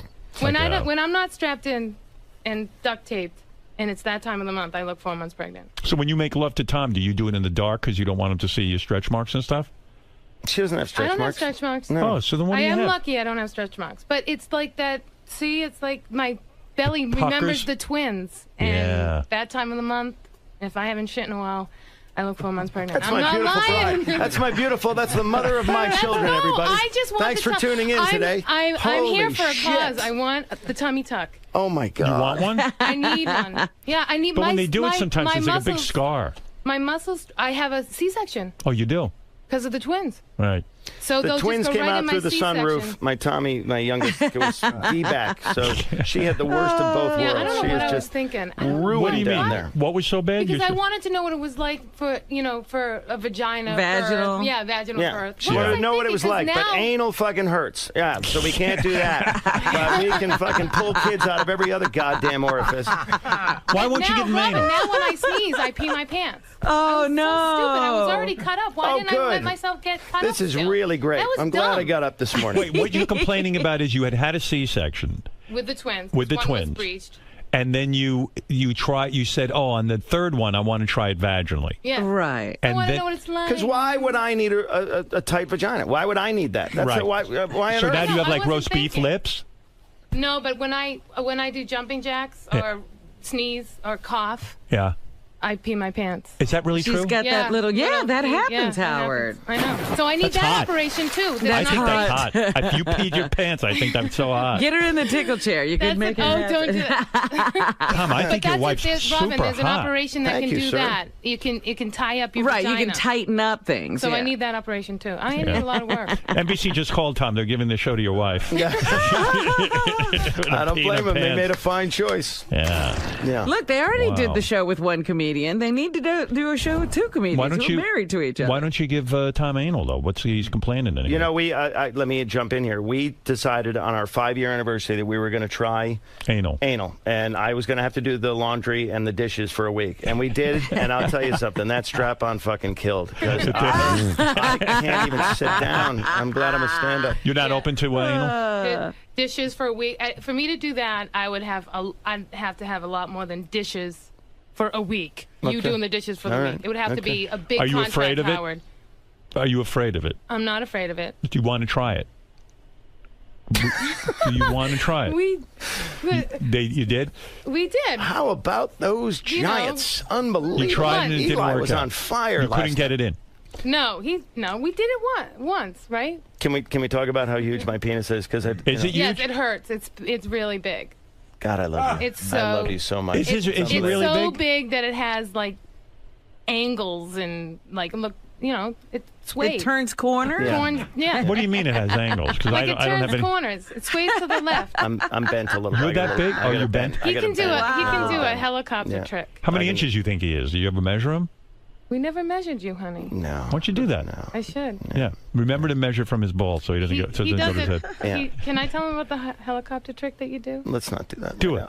No. He can jump up and down like in a way. Jump up and down and make it flap. And his penis goes around in circles like a helicopter. Oh my goodness! Now, see, you should have done that on the show. You would have won. He would have won. I can't do that. You could have won AGT. You would have beaten those dogs. beat those dogs. It kind of looks like a dog backflipping. Oh, wow. Congratulations. Wow. You could have taken flight above the audience. Imagine if you lifted off the ground. Wow, I wish I could do that. I have nothing. If I jumped up and down, nothing would happen. Yeah. There's no helicoptering. It's a skill. It's a skill that gets you nowhere in life, but it's a skill. Yeah. Isn't that how Vic Morrow died? With a helicopter thing? Yeah, he was cut by the blades of Tom's penis. Yeah. Wow. Yeah, that's a visual. Yeah. You guys are such a great couple. Yeah. You think Tom should have won, right? I mean, I really I thought he was going to get it. I thought he was going to get it too. And I love the dogs, don't get me wrong. I think it was even good for America's Got Talent that a dog act won, in a sense. So do I. Yeah. But I would have felt a lot better if a comedian won, because I went in there with the goal to find someone who could really go to the next level, big break in their career, blah, blah, blah. And I think the dogs will do well. They'll always do well. That's a great act. But Tom should have just won. I think. Well, you're very kind to say that. The dogs, I will say this, though. I've worked with a lot of magicians where they abuse the animals. They shove the doves up their sleeves, and they cram the rabbit in the hat. Right. But these guys could not be nicer to these dogs backstage. They fucking love these dogs. Yeah, I got that vibe, too. Yeah, they're really great guys, and it's a great act, and I'm no bitterness at all. I think they're really, really great. So. Really no bitterness? No. You're a good man. No, well. With a big cock. With a helicopter cock, apparently. Why would you try to put that thing in your ass? I mean, if it's that big, I don't... Well, that was before marriage. Oh, so you hated it, though, because you never went back there again.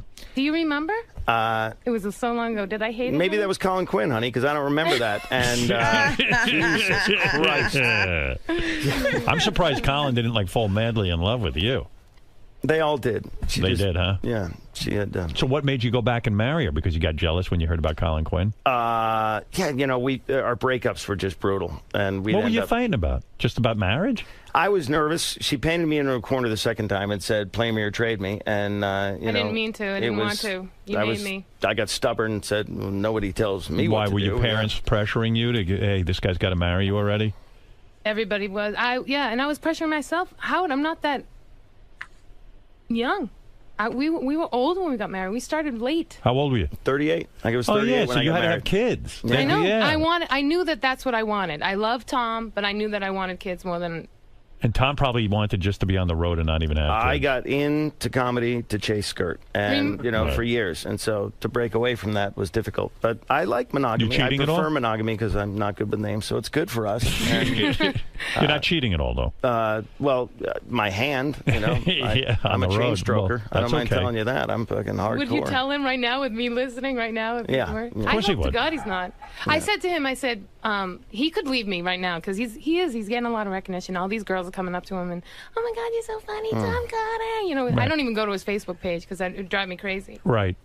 But I said to him, he could divorce me and get a trophy wife. But I said, why don't you make me a trophy wife? You are a trophy, baby. You're my trophy. Yeah, turn you into a trophy. It's cheaper because I'll take him for all he's worth. Oh, Jesus. Here you go. What is There's this? the cover of your CD. That's the cover look of her at CD. you. Oh my God, how did where's you this get picture that? from?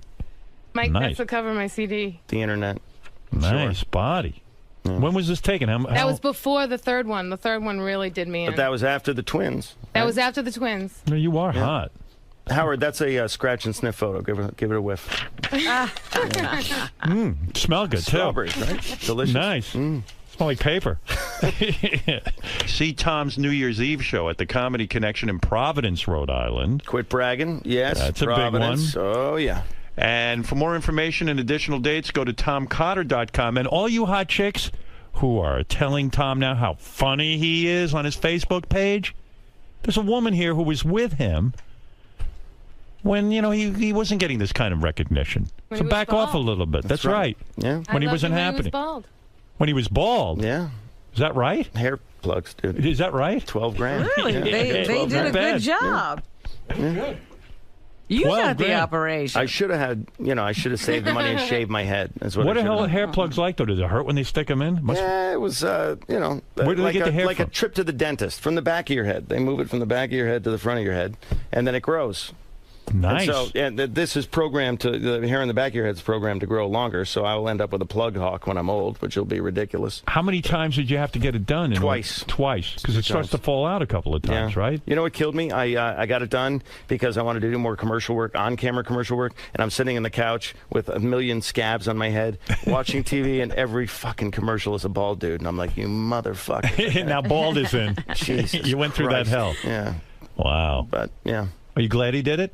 You like it? Yeah, I like it. Hey, it looks good. Yeah, it looks good. Right. Well, listen, girls. Hey, and by the way, girls, if you're going to go on Tom's Facebook page, go to Colin Quinn's page. He's not married. Jesus. Right?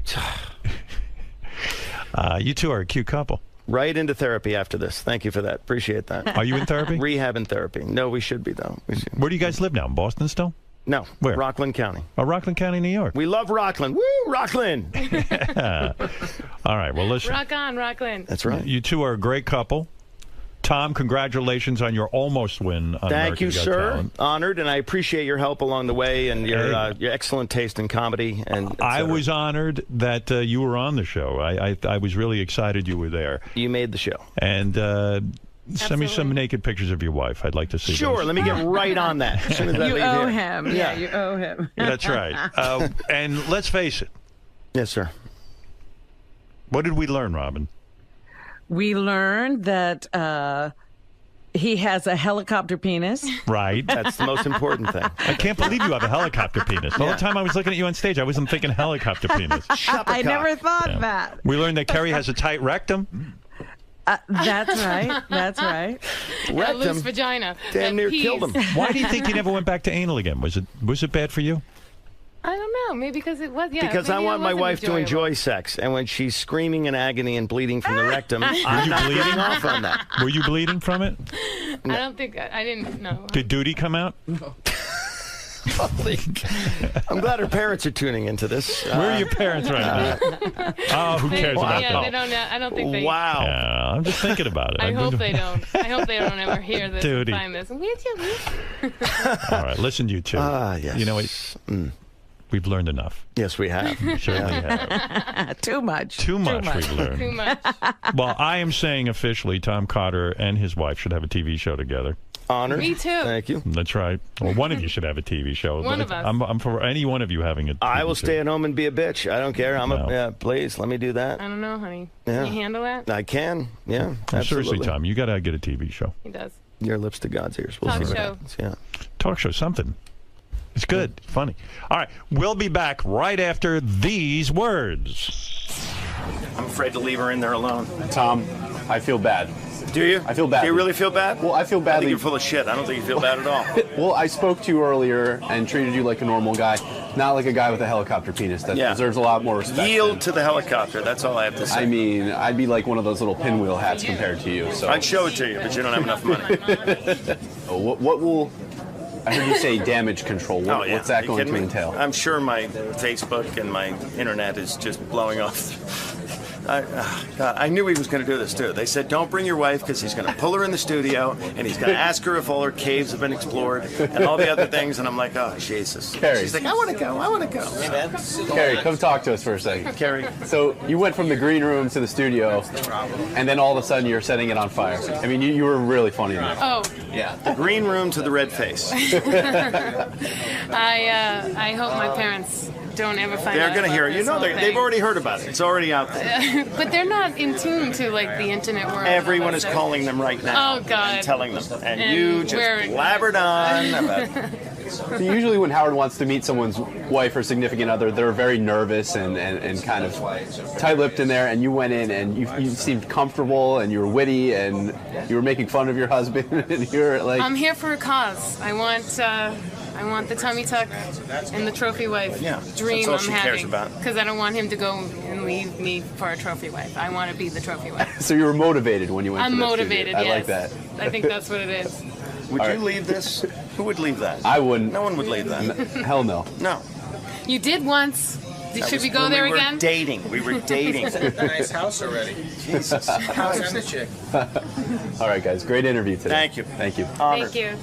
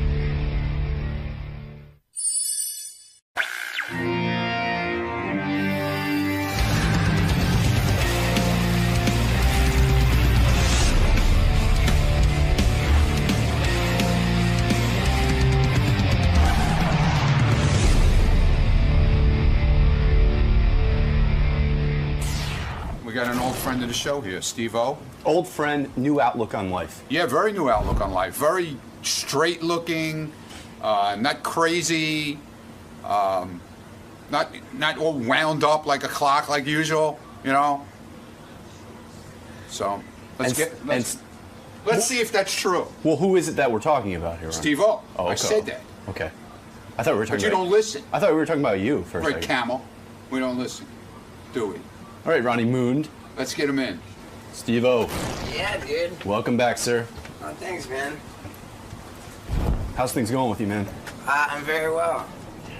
How are you doing? I'm all right. Thank you for Cool, asking. man. Most people don't ask, so I appreciate that. All right, man. Good deal. Right this way, sir. So you've got a new show, Killer Karaoke, going on. Yep. Uh-huh. It's pretty ridiculous. Combination of like Fear Factor, American Idol type of deal. Yeah, people sing karaoke while horrible shit happens to them. I like that. It's a pretty cool premise. Yeah. I think it's gonna do well. I think I'm doing a bang-up job hosting it, too. I can see that. Yeah. Yeah, it's cool because I get to, like, still be, like, sort of, doing crazy shit, but, like, also not doing crazy shit. It's a good little bridge to maybe a career and not hurting myself. You found a happy middle ground, a medium. Yeah, I think it's a very appropriate transitional job for me. I like it. Yeah. Did you bring something for Howard? Is that? This is just a boxing glove that I wanted to get him to sign. I got Robert Downey Jr. and Kim Kardashian here. I'm just getting cool people to sign it, and so that this family can auction it off. Like their little girl has cancer, and it's kind of a sad story, but I'm doing what I can. That's nice of you, man. That's cool. Yeah, man. So yeah, like I'm not trying to do any fucked up stunts or anything. It's my first time coming here with no crazy plan. There's no shock agenda going on. Right. All right, man. Yeah, dude. I think it'd be cool. I think it will be too. I'll see you in the studio, man. Hey, for sure, man. Thank you. Thanks. Go ahead with Steve-O. By the way, did you see the picture on the back here? Like, this is from 1998, but like, holy shit. He said that's look on the next page. 5 feet of water at the bottom of that. That's him there at the top, jumping off that balcony. Into that. Into like a small hotel pool. God. I know, it's insane. You know, I can tell you something. Last time he was here, he had the book, right? So Lucas is like insane fan of his. So I took the book and Lucas read the book and Lucas did some weird shit. Had all the drug stories, like all the crazy. And Lucas would come down every night and go, "Did you know Steve-O got his teeth kicked out because he got a fight?" But I have to tell you, like at the end of the day, it was a really like Steve-O ends up being good, and Lucas is like, "I'm never doing any of that shit that he did." Oh, maybe it's a good influence. It was sort of oddly a weird, good influence. But all the drug stories are in there. Steve-O, as you know, is part of the whole Jackass thing. Although I think he's had it with that. Or is Jackass still in effect? Let me take a look at him. Who knows? Yeah, he looks good. Looks healthy. Look at you, dude. All Never sober. thought we'd see a healthy Steve-O. Well, the last time I saw him, he was sober, but like newly sober, and like you know when like a fat person loses weight, they don't quite look right at first. Like when you went sober first, yeah, you look better. It was odd, yeah. It was odd. But now you're starting to grow into your sobriety, and you're actually looking real normal. Well, thanks, man. I appreciate it. I think there's a compliment in there. I'm trying to compliment. It's just hard. Yeah. You have one of the most unusual speaking voices, and I read recently that you have esophagitis. Esophagitis, yeah. That's from vomiting too much? I think that played a major role in it, yeah. What were you doing vomiting? Well, I don't know if you've ever seen any of my work. Yeah, I've seen your work, and he's always vomiting. You're always vomiting? Uh-huh. Well, vomit always plays into it. But so, in other words, esophagitis. Right. Esophagitis is something that when you vomit, I guess your esophagus gets affected. You irritate it. Right, yeah. and I had acid reflux issues as well. I'm not in all the drugs and alcohol and smoking and stuff. Did wreak havoc? Do you like just wake up every morning and go, I wish I had never done all that? Like, no. Oh, really? You're cool with it? I mean, it would have been nice to maybe clean up my act a little earlier than I did, but overall, it's all good. Does it freak you out that you almost died from drugs and all of that? Yeah, it got pretty ugly. There's no question. But you got footage. You can see it. Yeah, and I guess in some sort of dark way, I'm glad that it got as bad as it did and that I filmed as much as I did. But no, everything's cool, man. I mean, at the risk of sounding sort of cliche and douchey, like things have to get really bad. I'm grateful for how bad it got because it things are always darkest before the dawn kind of thing? I think that, I Googled that phrase, and it's actually bullshit. It is, right? Yeah. I don't even know what it means. Don't ask me. I can't figure out Pearl Jam or that. Yeah. But so the esophagitis. Yeah. That can cause cancer, right? It's it's something that I got to keep tabs on. Every 2 years I go in for what's called an endoscopy. And they put something down your throat? Yeah. They jam it all down your throat and check it all out. Do they knock you out for that? They do, yeah. Yeah, because I mean that would be awful. That feeling of something going down your throat like that, right? But I'm pretty sure that it's a camera. Yeah. Right. I think the stuff that they use to knock me out is not like narcotic or anything. Yeah. How do they do that without narcotics? Well, I don't know. I think I'm not really sure. But I'm always like, whenever I'm in a doctor's situation, I'm real. That's the first thing I tell them. So yeah, how do you hurt yourself now? Because now you can't. I haven't taken anything myself stronger than an Advil since I got sober. Really? Wow. Yeah. Well, that's awesome, man. Hey, congratulations. How long has it been now? 4 years, 8 months, 2 weeks, and 2 days, I think. Yeah, because you were probably the top drug addict of all time. I mean, you were doing tremendous amount. At your worst. I don't know about top of all time. But I think you might have been. All right. I mean, because but in your moment, you were the guy. You were going berserk. I mean, what were you were doing, like cat tranquilizer? Sure, Special K, PCP. Right. I was doing some pretty wild stuff. You were doing the hardcore stuff. Like I don't. Like I think people don't take those drugs. I think you were hard. Yeah, you were more hardcore than like a heroin addict. Like heroin, okay, we know about it. Like, you were doing like fucking cat tranquilizer, video head cleaner, aluminum cleaner. You're the man. No, I mean, you were out of your mind. Yeah, it was wild. I remember coming in here and you telling me the BAM and Knoxville had been in, saying that I'm gonna die soon, and I was like, oh yeah, really? I said, Howard, who do you think's gonna live longer, me or Artie? He said Artie's gonna live way longer than you are. I was probably wrong about that too. What do I know about drug addicts? I didn't know he tried to kill himself. I miss Artie. Yeah, he's a good man. Yeah. Yeah, he's doing all right. He's doing well. Right. Yeah, we saw him a couple of months ago. Okay. Yeah. But, you talk about old friends and seeing them, people you worked with. I get the feeling with the whole jackass thing, not that you're over it, but that, like, you've just gone in a whole different direction, and that you guys don't get together, and your sobriety is so important to you now that you've said that those guys get together socially to drink, and you can't really be around them anymore because you don't want to be around people drinking. Yeah, I mean, there's definitely, any time that all the guys get together, they're pretty much going to end up at a bar. Right. But I've never, I haven't gone into a bar to sit around and watch them drink. That just doesn't make sense to me. No. But we all stay connected, and we're always cracking each other up with text and stuff. So you do like the guys, and you care about them. But there won't be another Jackass movie, or there might be. I don't think that. I don't know, because we've always said no. There's not going to be another one, and then there always was. It's not that I don't have it in me. I mean, I still have the same sense of humor as ever, and. But I can be pretty wild, but at the moment, no, there's no Jackass movie. Do you think it's because the guys are too banged up? I mean, Johnny twice a day has to put a catheter up his penis in order to straighten that out. He has to. Yeah, he has to. I've talked to him about it. You think he likes it? Yeah. I mean, he ain't doing it for fun. Johnny twice a day puts a catheter up his penis. I used his catheter as a straw one time. Did you? And you weren't high?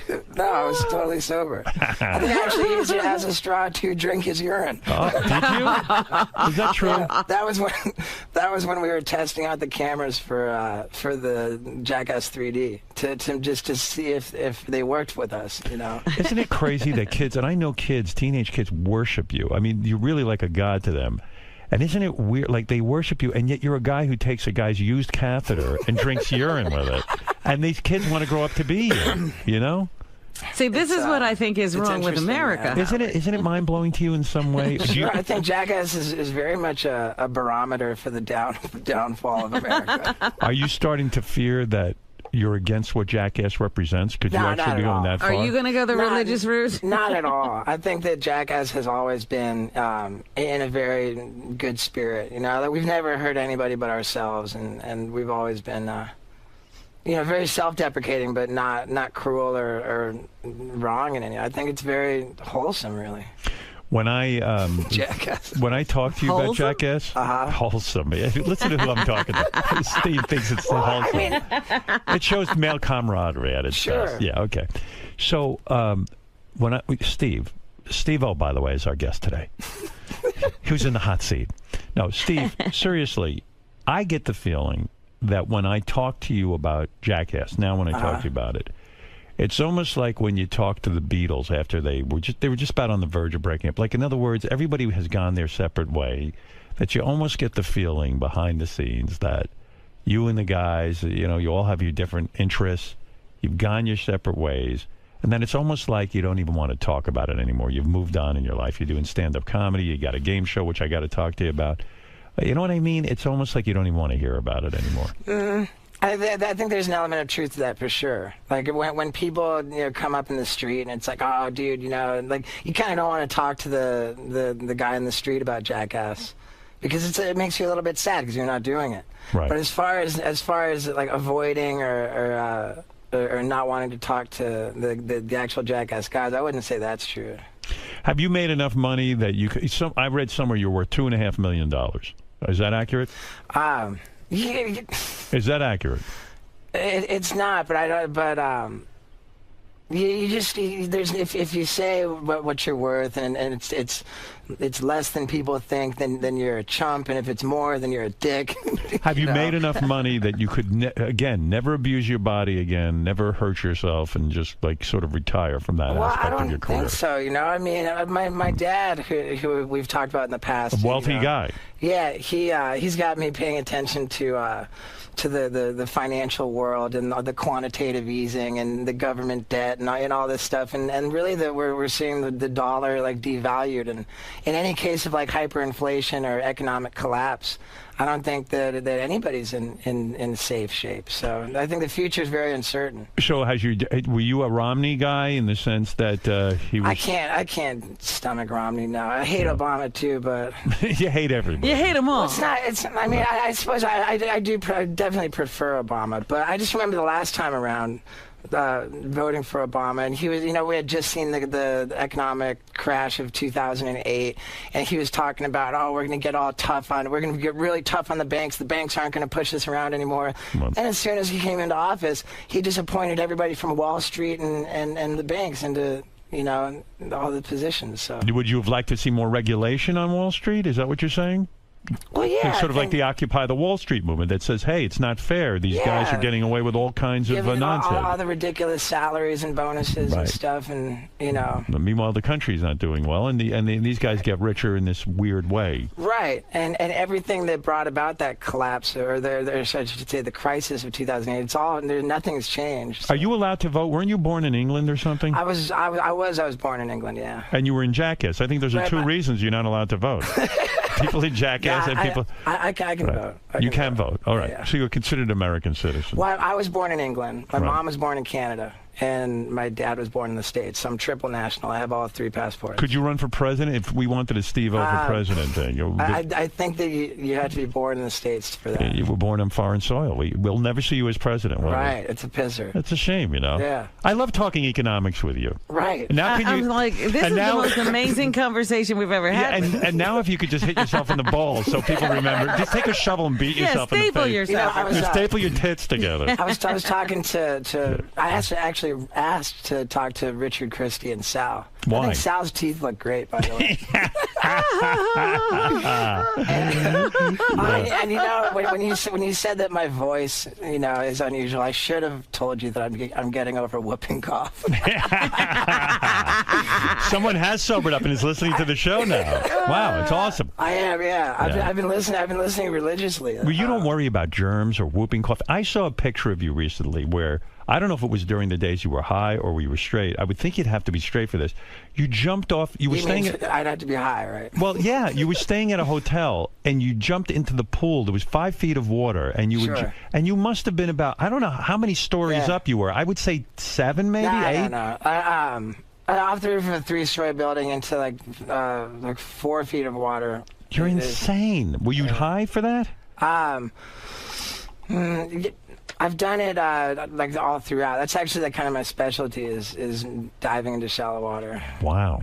I mean, so many guys have broken their neck and lost That's the ability amazing, to move. yeah. Right. And none of that. Yeah, I know we've talked about this before, but I have to talk to you about it again. Is there some fear that enters into it when you're jumping off that building into the pool? Sure. There is. Sure. Like, does it go through your mind that, hey, I might lose the ability to walk? Right. The thought process was always kind of the same. Like, wow, I could get really messed up on this. This could wind me up in a wheelchair forever. But I'll have it on video, and no matter what happens, I'm going to be the man. And then I'll count on my fingers. 1, 2, 3, go. And wow. and so the fear is overridden by the idea that you'll go down in history. That was maybe the that dumbest was always stunt the ever. plan. Yeah, that was the plan. Your friend who died, the guy, Ryan. What's his name? Brian? Ryan Dunn. Ryan. Right. He was doing 130 miles an hour in a car. Are you sort of jealous he went out that way in a weird way? Are you kind of like, of course... Am I jealous? That for the way... I guess in one way, I think that, like... I'm grateful that he didn't suffer. Right. I mean, not to be a real downer, but my mom had a brain hemorrhage and survived for 5 years afterwards. And those 5 years, she had bed sores and really, it's really awful a way to hard go. time. Yeah. So anytime somebody goes quickly and unexpectedly, I guess I feel good about that. I'm certainly not jealous of. Being dead, or do you... Well, I mean, you got to figure we're all going to be dead. That has to be okay. Yeah, but wouldn't you like to live your full life? I mean, we don't know that there's anything... Would you want your death to mean something? Are you a religious man? No. You're not? No. But didn't you leave some event recently? Like, you're a vegan now, right? Right. Uh-huh. And you left some charity event because it was... Well, yeah, there was... because they served meat. Well, yeah, it was a diabetes event. And to be clear, I only went to that event because... I was told that it would be about promoting a plant-based diet as a way to prevent and reverse diabetes. Oh, I see. And that's diabetes 2, type 2 diabetes. Right. Type 1 diabetes you can't reverse. Right. But so what happened? Well, I walked into this event, and it was like a go-kart track, and I was supposed to do a celebrity go-kart race, and I was going to race Mini-Me, which I think is really hilarious. Can Mini-Me race? I mean... I guess so. Yeah, she's pretty messed up. He made a sex tape. Did he? Yeah. Mini-Me? Mini-Me made a sex tape, yeah. When was that? That was a while back. Yeah, Oh, right. It's actually a short film. Yeah. But yeah, I was going to race Mini-Me in a go-kart thing, and when I walked in, and they had like this big tray of just shitty chicken, and I was like, man, this is like what causes diabetes. How are you guys going to have a diabetes event? But I thought you walked out because you said it also offended you, and you became a vegan for religious reasons. It wasn't anything like that. What it was I said I was there to promote like a... So it wasn't religion that entered into it? No. But what about when you go... But you go to AA, right? I don't like to talk about it. Yeah, but I mean... That's anonymous. But don't you have to pray to a higher power if you do AA? The concept behind a 12-step base recovery plan is a God as you understand it. So you can pray to anything. Yeah, you can pray to anything. And do you ever consider praying to me? But who's the higher power then? You got it. How can you do it? I think that the universe is the way to go on that. Okay, cool. Like, whatever, Right. I mean, I don't know. I heard about somebody who was talking about feeling really screwed because they didn't believe in God, and what are they going to do if you need God to get sober? Then what are they going to do? And so they went and they asked some sober guru, and the guy said, it doesn't matter what you believe, but in the absence of self, God automatically rushes in. And anything that you any spiritual way of life, any religion, it's always based on love and service. So the idea is that as long as I'm focused on helping other people, then I don't have to worry about it. That's So why don't you... It's the idea, if you're in AA, the idea of not talking about it is to say, hey, I'm trying to hold this thing sacred, and I'm trying to keep it private so that I don't make a joke out of it. Is that the thing? There's that, and nobody wants to see it used for power and prestige. If you start using it as like, I'm doing that, like to make it sound cool in a way. Well, yeah, I mean, like what a great guy I am, and then people talk about it, and the next thing you know, they get loaded, and it's like, oh, so it creates the impression that we've seen that a lot. Because Kinnison used to come in, and he'd be so proud of his chip, like he'd go, "Look at me, I got a chip," and then he'd start drinking to celebrate. He would actually take out a big bottle of champagne and start drinking, and then he'd do coke in the studio, and I'm like, "You can't do that. We're government regulated. What the fuck are you doing?" I throw him out of there. Yeah, so I don't know. I don't talk about whether I go or not. Yeah, well, I take that you go, because if you didn't go, you'd say I don't go. I think that I would respect it either way. I don't know. Well, hey, so this whole what I thought was unbelievably mind-blowing about you was that you were dating Clooney's girlfriend, Elizabetta. Yes. I mean, that was a major score. She's super hot. She's a wonderful girl. Yeah, there's a whole thing going on with you and her, huh? Because no one like, she was with Clooney, and then she went to you. And everyone was like, "Oh my God! Like, what a come down!" You know, like you're what are you? You're such a bad guy. But like, no one could believe she went from Clooney to you, right? It was like mind blowing. I see how that's an entertaining story. I see how people can find that interesting. Yeah. Oh, of course. Right. If I ran a celebrity gossip website, I probably would have featured that story myself. I met her. Right. I was. Sure. I know George, and I was at a party at Jimmy's house, and she was there. What a slamming body on this chick, huh? But did the accent annoy the shit out of you?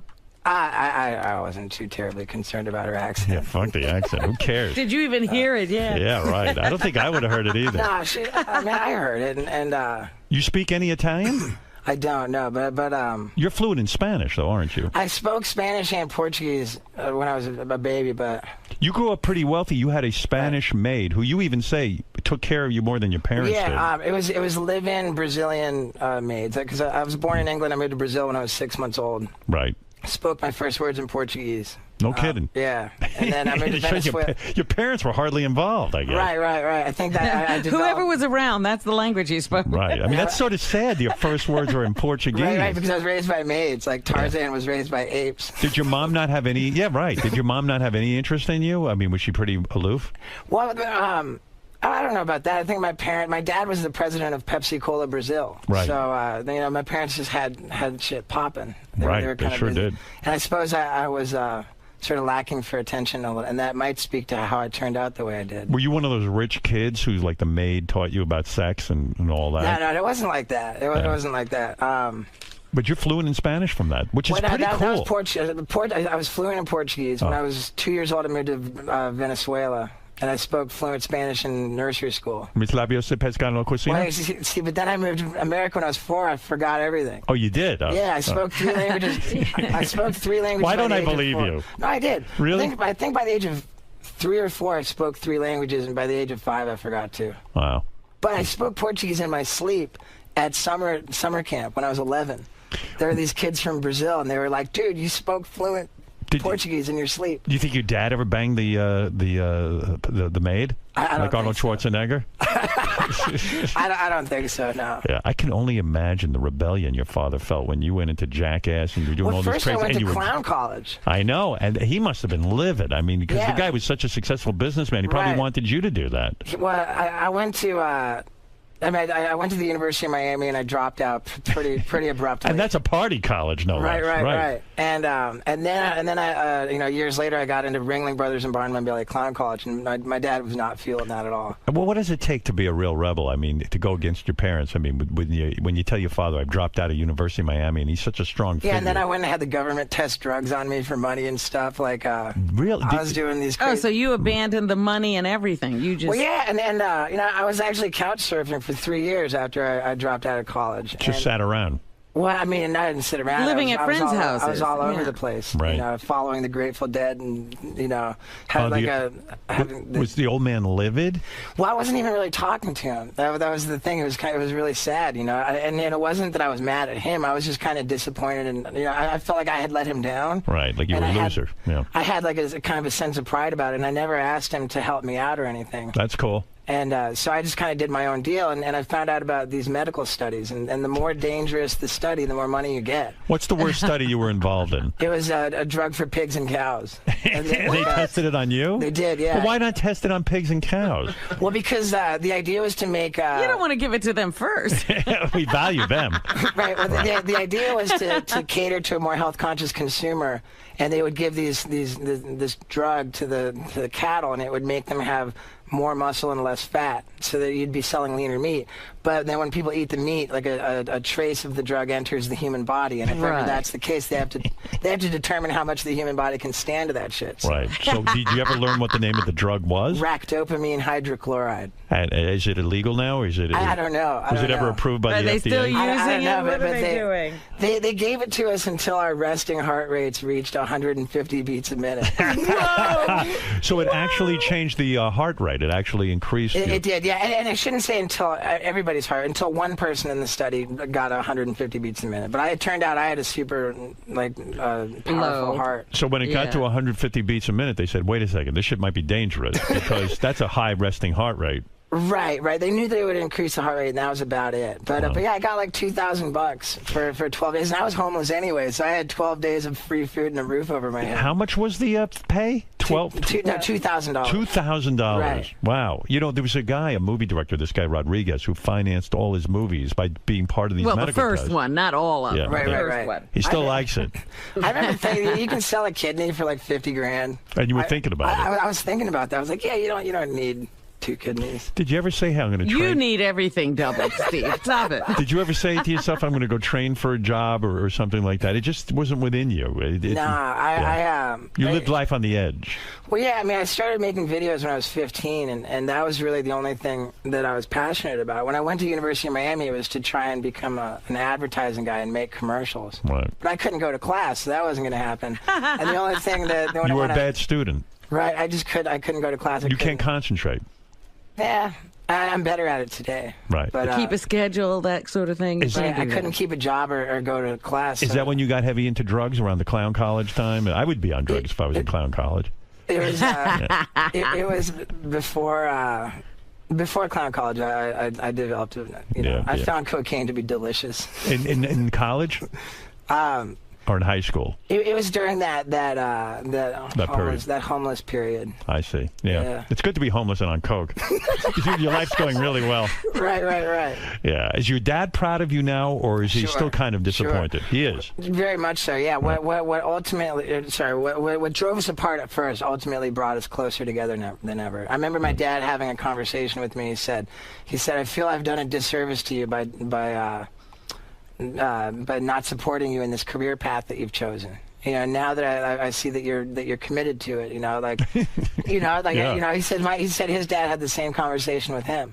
Yeah. His dad was like, his whole family was all like preachers and theologians and academics. And him going into the business he went into world. the business. Him going into the business world made him like kind of a black sheep. So I can understand why your dad would have been concerned about what you went into. Sure. Because I mean, you could have killed yourself very easily, and you were going that route. Why do you think you're not closer to Johnny Knoxville? Seriously, what do you think the rub is there? Is it because he made more money than you on the Jackass project? I don't know why. Why? I mean, let's analyze it for a second. Why isn't he one of your closest friends? When you think about it, do you think he is afraid of you because you're even more edgy than he is in the sense? I don't think that's got anything. Do you think he can't stomach you for some reason, or do you think? Is this a true premise? Are you two not close? I was at his house the night before last. Oh, you were? Yeah. Oh, so I get the feeling you guys aren't close, though. I mean, that might be an anomaly. I think that. I don't think that that's really right. Yeah, but you were at his house because you broke in, right? No. So you were invited over for a dinner of some kind? Yeah, well, I mean, I have there's this little girl that has cancer, and I've been trying to help the family, and I brought this glove to try and get you to sign it for. I'll sign it. And as long as I don't have to do anything more than sign it, I'm fine. Right. Yeah, I don't want to meet anybody. He doesn't have to meet the little girl. No, right.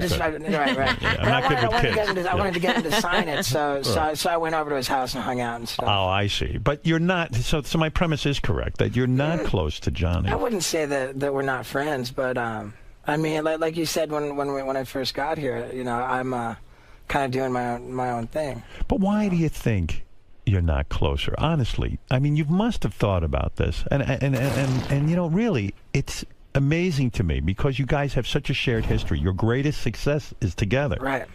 Why are you not? Do you like him? I like him fine. We really don't have What? Finish the sentence. They don't have issues? We don't have any issues, man. Don't finish the sentence for him, Robin. Oh, sorry. Yeah, he had no finish. He had no finish. But what is it? I mean, it's like when Lennon and McCartney couldn't get along anymore. We all said collectively, why? Why? You guys are so brilliant together. And I say to you in all sincerity, here are two guys that really changed the face of MTV and this type of entertainment. You're on top of the world. You made a lot of money together. You're successful. Why is it you guys just don't hang out at all? I mean, I don't think... I think that you're kind of going down the wrong path. Am I? I think so. Like, when I was on the Dancing with the Stars, he was regular there to support me. Yeah. You know, like... He even did the intervention. Come on. Sure. But you don't get, you don't hang out. We've never hung out like a lot in our free time. Okay, I don't know. I thought maybe there was something there. No, there's not. Like we don't have beef or anything. So what happened with Elizabetta? Why the breakup? I mean, certainly a beautiful girl. She's very beautiful. She's wonderful. And I don't know. I guess it just didn't really work out. Whoa. You act like you weren't there. What the heck happened? Even you guess. No, you must have been there. What I had read is because of your sobriety, not that she has a problem, but the fact is that she would like to go to a club and maybe dance and have a couple of drinks. She'd like to go to dinner. You went to Italy with her. Everywhere you went, they put wine on the table. Well, that's Italy, yeah. Yeah, and you felt that you could not be sober around her. Wow, look at that picture. God, she's hot. Wow. What happened there?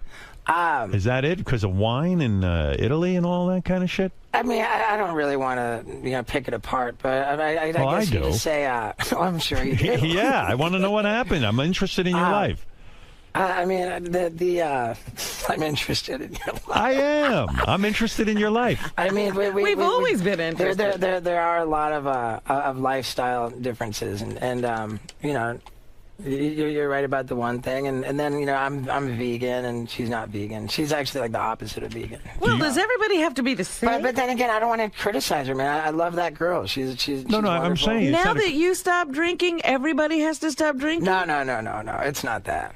He doesn't want to put himself in those situations. Although, what happens when you get to a place where people are drinking? I mean, you can't escape it in this country. Yeah, right. You can't expect to hide from it. But if you're going to be around it, you just got to ask yourself, do I have a legitimate reason for being in this situation? Right. You know, and if you do, then by all means. Are you such a drug addict and alcoholic that you literally are just better off as soon as you walk into a room and people are drinking? You're better off just leaving. Well, again, if I have a legitimate reason to be there, then that's fine. When your friends, your personal friends, have you over to the home, and let's say they have a dinner party or something, and people are drinking, hide all the booze? Do they say, "Hey, Steve-O is coming to the house. We're not drinking tonight"? Does everyone have to kind of get sober for you? It's not like that. Because I don't want to have you over if I have to do that. It's not like that. I can control my drinking. I think I can anyway. Yeah, no, I mean it's kind of like. Sugar's not bad. It's just bad for diabetics, right? Right. And so like drugs and alcohol are bad for me because I'm an alcoholic drug addict. When's the last time? But also the vegan thing. Now you don't want to be around anybody who eats meat. Well, it's just I mean, if every time you're always going to a restaurant, I like to go to vegan restaurants a lot, and then to do that. Right. So do you have a girlfriend now who's a vegan? No. Yeah, we got to find you a vegan who doesn't drink. Good luck. You ever see what girls look like who are vegans and don't drink? They wear Birkenstocks. I don't know, man. Times are changing. It's funny too because you're a guy who will drink urine, but you won't drink alcohol. Won't drink booze. Yeah. It's so funny. There's this. This rap guy, he's pretty popular at this point. His name's 𝐒𝐚𝐥𝐭, and he put out this song where it's called Wild Boy, and the whole song he's saying, "Call me Steve-O, I'm a wild boy," and he wanted to record for the remix with me, and so I showed up, and I'm like, okay, well we're gonna film for the video, and so I brought these hair clippers and And we shaved our pubic hair. We rolled up a big joint with nothing but pubic hair. And you smoked it? Yeah, and I smoked it. Do you get off on that? No, not at all. But Nothing.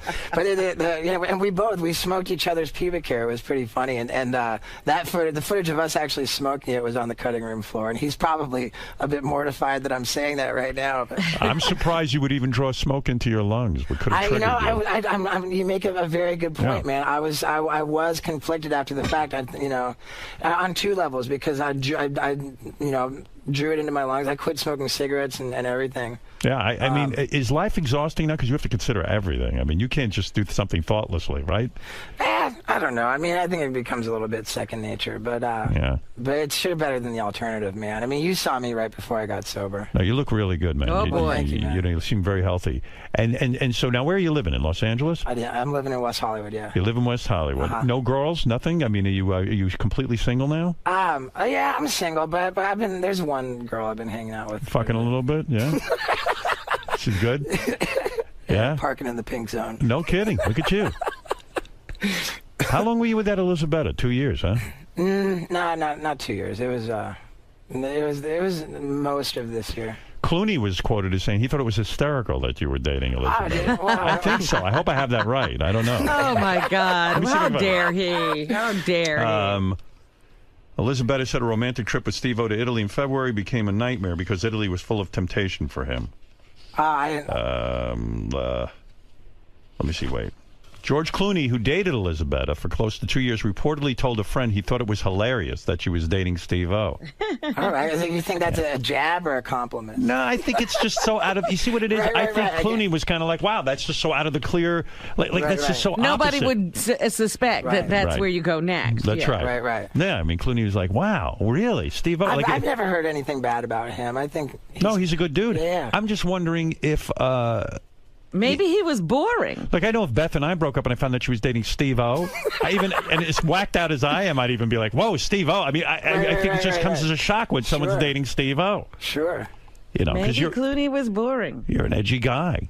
I can be pretty wild. Yeah. You bring the fun. Well, I'll tell you what, Robin always said she found you very sexy. Well, I've always found Robin very sexy, and I love the tension that we've always shared. Right. It breaks my heart to only hear her. So get well soon, Robin. Thank you. So were you excited that you had Clooney's girlfriend now? Like, where did you meet Clooney's girlfriend? We had a mutual friend who introduced us, and like a blind date kind of thing. Yeah, I mean, we both knew each other were, so I wasn't blind. But, But that's odd, too, that a friend would think of hooking you up. Yeah, who would think of hooking anyone up with Steve-O? You know what I mean? It's almost weird. And so the friend said, hey, Steve, you should be with Elisabetta because she broke up with Clooney. I mean, just come out to lunch, like... You went out to lunch and hung out? Went out to lunch and hung out, yeah. And did she make you wait a long time before you can get into her pants?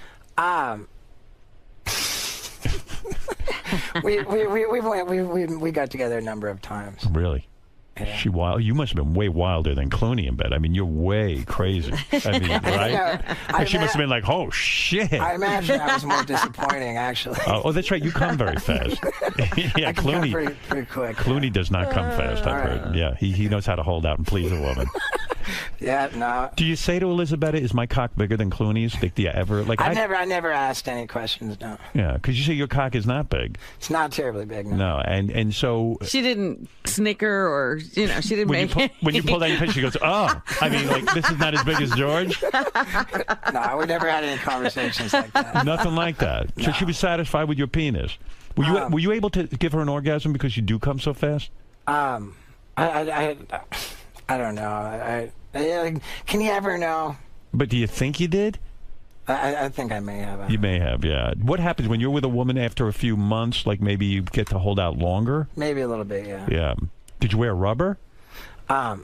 I did, yeah. You did wear a rubber. I never know with you because you're so on the edge. I can't imagine you putting on a rubber. And I think he might remember them now. Yeah. I mean, before forget anything went right. Had to be years when he didn't wear a rubber. Well, so you did wear a rubber. Man, this is like now I'm starting. I really don't want to hear from Elisabetta Why not? that she was upset about this. She's fine. She doesn't even speak English. Don't worry about it. She doesn't know what's going on. Yeah, this will never get back. What are you all uptight about? You worry too fucking much now. You went from not worrying about anything to worrying all the time. No, I'm not worrying all the time. But I mean, come on. Although I just want to I can't figure out if I was with Clooney's ex. I don't know. Would I guess I'd be. I'd want to prove every minute that I'm better than Clooney, you know, because he's so fucking good looking and he's successful and all that. You know, like I'd be like, I got like the ghost of Clooney would be in the room with me. You know what I mean? Yeah. Do you follow what I'm saying? I understand what you're saying. Yeah. Yeah. I'd be like, shit. She should think. But I think Steve, you sort of let it go, right? I wasn't really worried about it, and Yeah. I guess like you pointed out, it's such a contrast. You know, it's such a wild difference that like why compete when And it's you so had different? to be wilder than Clooney. I mean, I got to figure when a girl's in bed with you, whether it's Elizabeth or anybody else, you're up for a game. I mean, you're up for like you're just doing the missionary position, right? I mean, are you crazy in bed like the way you are in Jackass? I try. You do. know, I try my best. I want to be impressive. Like, what crazy shit do you do? You lick a girl's asshole and stuff? It's happened. Yeah. So you get crazy. Like, you get her up on all fours and start sticking your tongue up her ass. Because if you're drinking urine, you must be doing crazy shit in bed. You know what I mean? It's happened. Because I can picture Elizabeth go, oh, my God, this is so much better than with Clooney. Like, you're just doing it so hard, and you know, and you're hanging me upside down on a meat hook. You know, I can't like what crazy shit do you get into in the bedroom? I don't know. Maybe I'll try out for AGT. You should. Did you see that guy Horse on AGT? Sure, I watched every episode. Man. Wasn't he phenomenal? I would think you would have liked him. I think he's great. Did you think he was funny, or did you think he was too Jackass-like? I mean, I don't have any problem with that. I think I think he's fantastic, and I don't know what his secret is, because where I've taken plenty of nut shots myself, right? And like I'm genuinely scared to death of them, and he doesn't seem like. And he's like, yeah, it's cool, just hit me in the nuts. And he doesn't wear a cup. I did this thing with him where I took a tennis ball that goes 90 miles an hour in the machine and shot it right into his nuts and cock. I saw the that. guy was not wearing any kind of cup or anything, and you gave him good advice too to not wear pants so that they could see that there's no cup. Yeah, well, what happened is I think the NBC had put out an edict that he had to wear pants after the first time because his and balls you said were. screw NBC. I did. Well, I said the guy's not going to get anywhere if he's wearing pants because everyone's going to think he's wearing a cup. That's right. Yeah, and I mean it was unbelievable. And I thought of you guys because I said you guys made a great living doing stunts like that and stuff. And I'd go see this guy doing this kind of thing. Yeah, you know? and I was touched that you that you mentioned us in your comments to him. Yeah, I said Jackass has to have inspired you and it has to be your hero. I mean, it's outrageous. Yeah. Now this new TV show you have, this is great. Now I don't even understand how a show like this gets on the air. This is a game show. This? It's a game show. It's called Killer Karaoke, and it's people singing karaoke while horrible shit happens to them. Now, it sounds like the dumbest fucking idea on the planet, but I don't know where I saw it. I saw it on the internet. I saw the commercial for it. It's the funniest goddamn thing I ever saw. It's pretty good. It's pretty good. Robin, so this clip I saw anyway, I don't know if every episode is the same, but there's a lady, a heavyset lady, she's singing karaoke. While she's singing, Steve takes her along a path where she sticks her head in a box, and she doesn't know what's in the box. Like, there could be a skunk. It could be like fucking... it could be just weird shit on her hand. And she has to continue singing. That's the point, right? She has to continue. You can't stop singing. Well, the woman is screaming and singing at the same time and really genuinely petrified. Sure. And genuinely singing, too. Yes, and genuinely singing. That lady was singing Carrie Underwood. How does anybody win on that show? In other words, or lose for that matter? There's 6 contestants per show. Right. Each person has a song with a challenge, and after the first 2 people go, the audience votes one of them through. Then 2 more people, and so 3 people end up in the finals. And what are they voting for? The best singer or the person? Just whoever. It's overall entertainment. Whoever you want. Whoever you like. Whoever wins over the audience, and you got to be committed to the song. And did the woman I saw in the clip, did she win that particular episode? She got voted through. Yeah. Of course. I mean, she was fantastic. She's great. Yeah. She was nuts. Now, the show looks to me to be dangerous for the contestants. Not you this time, but for the contestants. And is it true you're being sued and the production company is being sued as well for breaking a woman's leg on the show or something like this? I guess. I don't know. What do you mean you don't know? You don't know if you're being sued? I know that it's a legal matter. Only you get it. You know, you probably said to yourself on a career level, "This is great. I'm going to host a show, right? A game show, karaoke show. You know, nothing can go wrong. It's a karaoke show. I'll do just fine." Well, I just think it's great because here it's you know, there's this genuinely crazy shit going on, and the one that you were talking about is really one of the milder challenges. We've got like some serious stuff that I would personally hate to do. I mean, I would do it. What's the worst thing you have to do while singing karaoke? We're electrocuting the shit out of people while they're singing. Oh, my God. It's really funny to hear someone try and sing while they're getting electrocuted. Where does this air, this show? It's on True TV. And you're the host. I'm the host, yeah. So we've got all this crazy shit going on, which means that, like, I'm in an arena that's appropriate for me to be in. Right. But here I'm like the comedian host guy, so like I don't have to like be hurting myself. You don't have to. Do you ever electrocute yourself? Sure. Like, just to show the people. Just to show the people how much it sucks. Yeah. How do you know how much to electrocute someone without killing them? But you have to make it.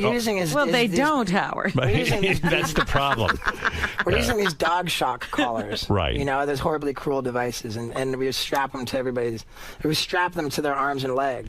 I see. And we turn it all the way up, and we electrocute them that way. See what I tell you? They don't know what they're doing. Yeah, because those things are fucked up. I know, because I would be afraid to be involved in something like that, because of lawsuits. What if somebody has a heart attack doing that or something like that? But they do know. I think that they screen the people pretty vigorously. In other words, for health purposes. I would imagine that's the case. You know, somebody can always slip through. But you know, in a sense, the people do know what the show is, and if they're going to go on it, they're doing it at their own risk. They don't know what their challenge is before they come out, so they genuinely find out what's going to happen like after they've already begun to sing. I mean, if somebody But they must sign some kind of crazy release that you're not that a lawyer responsible ignores for anything. Then when he takes you to court, the lawyer goes, "These people don't know what they're signing."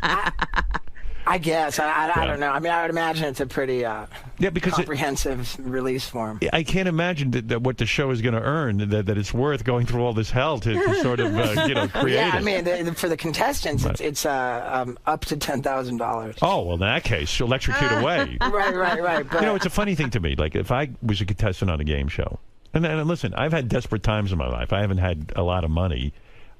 If someone said to me, "You have $10,000, but you have to be electrocuted in order to win it," I'd probably just walk away and say, "There's got to be some other way I can make a living." You know, right? You know what I mean? But isn't it amazing? People want to be on TV. More than they're after the money, I think they're after the spotlight. That's right. I think that's really the case. So it hasn't dissuaded the production company from continuing with the show, even though someone is complaining and filing a lawsuit. And why name you? What do you have to do with it? In the sense that you don't come up with these things. You're not the owner of the show. Right. You're the host. Right. Yeah. But well, they wouldn't have done it if Steve hadn't been standing there. Oh, I see. Is that boy? You think like a lawyer, Robin.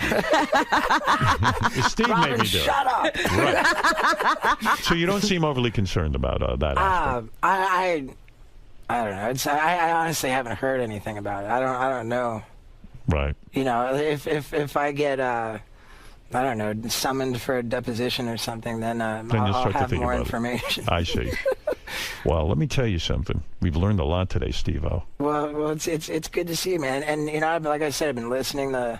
Thank you. I never knew Ronnie was so fucking funny, man. Ronnie the limo driver, yeah. He's hilarious, man. And this is my first time coming here where I haven't had like some like, fucked up weapon or kerosene or something. Right. I like talking Sneaking to you. things in. I even used to say to you when you were high, I'd say, "Steve, I enjoy you as a guest. You don't need to light your balls on fire in order to be a guest here." And then you were like, no, fuck that. We had a lot of good times, man. Do you remember dunking the darts in the tattoo ink and throwing them at my butt and stuff? Do I remember it? I still have I've got these tattoo dots on my butt. I jerk off to that. Are you kidding? There's been so much stuff. Like I remember coming here and you know, Ronnie's like okay, what do you got? And I was like, oh, I've got this stun gun. I'm gonna stun myself with this stun gun.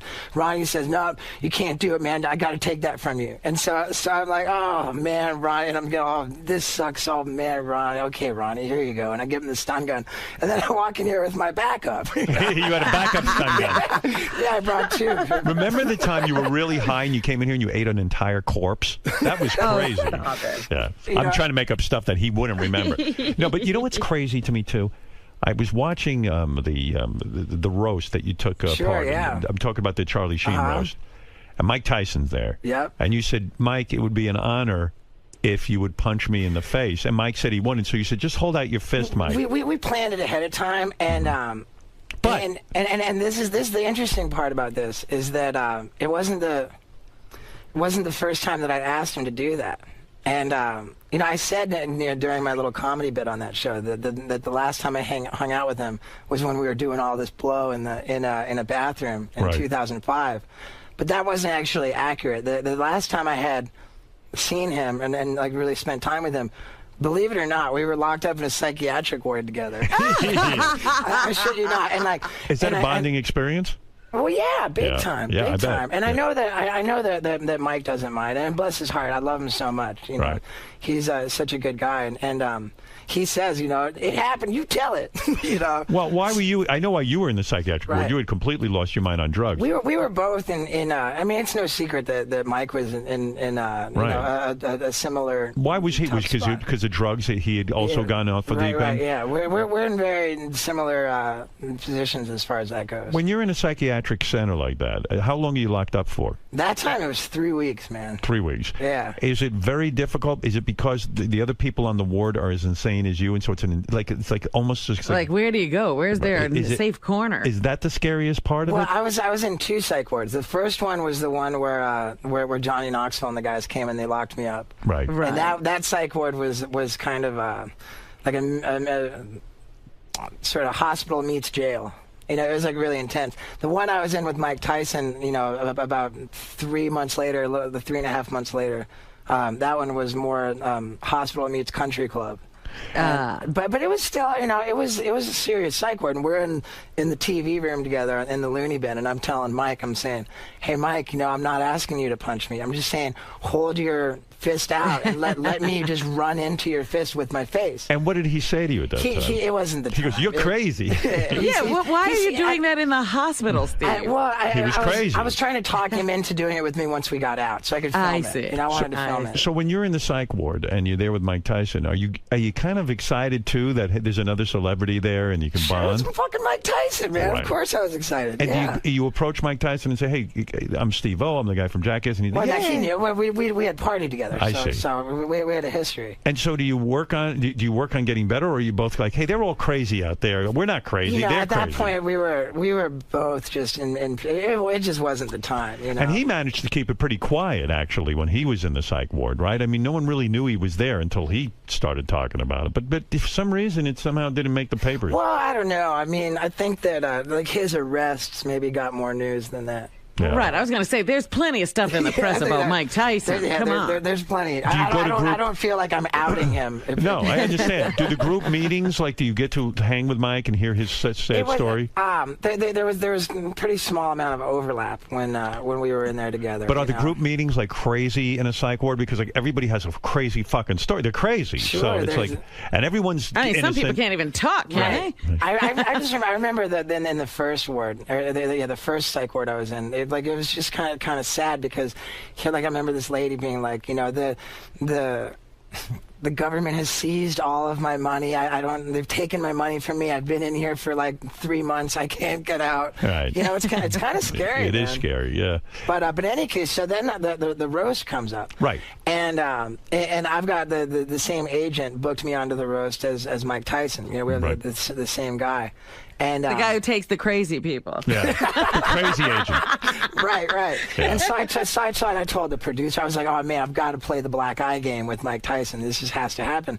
So I got the agent and the producers on, and everybody loved the idea. So we kind of planned it out.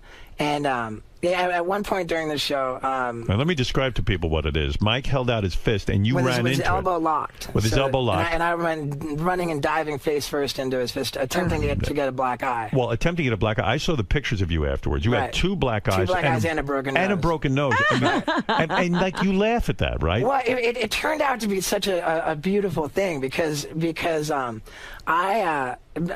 Margera broke my nose on the set of Jackass 3D. You know, he had his little trick where he comes up and sneaks up behind you and he punches you with the boxing glove, and he calls it the Rocky trick. Right. Well, we were filming something that was never going to see the light of day. You know, where we fired a high-powered BB gun, you know, like to shoot my nipple off. If you know it's never going to see the light of day, why bother I was doing just it? like, you know, just on the off chance that it might, and I was just ready to go. Right. And so Wee Man shot this. At first, he just barely nicked my nipple, so we were able to kind of wipe it off and reshoot. Right. Then I buried the barrel of this rifle into and we shot it through my nipple, and it stayed in. Oh. So I still have the BB in my nipple today, and I love it. Wow. And so I'm standing there, and I've got my nipple gushing blood, and I'm sitting there just like, going on about how happy I am that the BB stayed in, and all of a sudden, Bam comes up behind me and punches me and breaks my nose, like really breaks it. And so, but you couldn't use the footage because they weren't going to show the rifle bit. It really is the real Three Stooges. I mean, you know, those guys faked it. You guys really did it. Yeah. So I didn't do anything about it. I got to keep the BB in my nipple, and I'm like whatever. And then 2 months later, my nose is bothering me, and it's subtle, but it's bothering me. And I finally say, fuck this.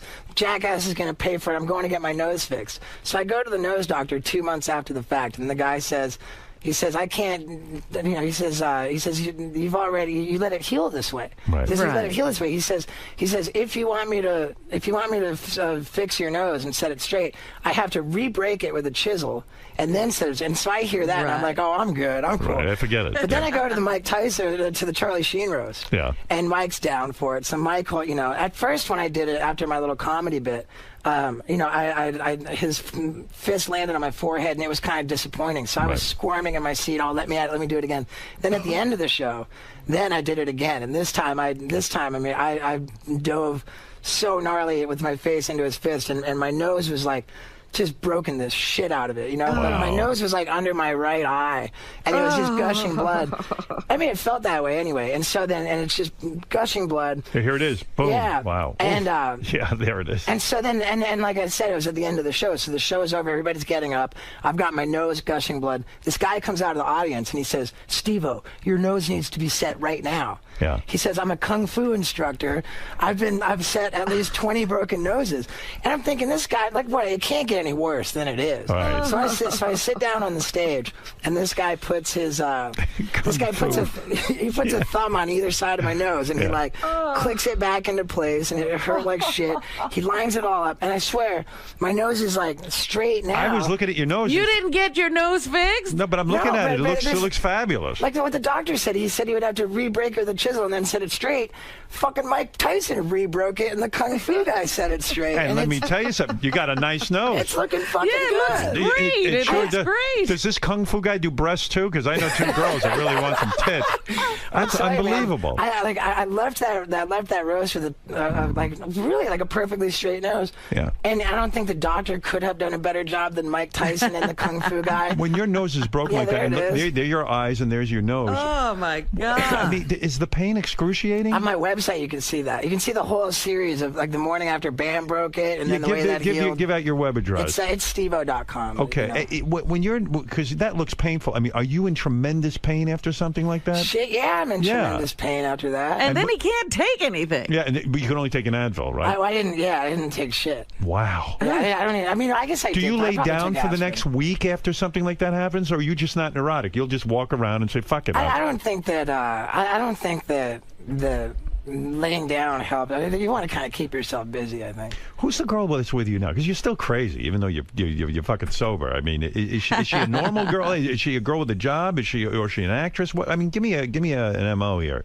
She's very normal. It's super early on. Early on. Is she an actress? You know, it's funny because we talked to Bam, and he's with a felon. Right.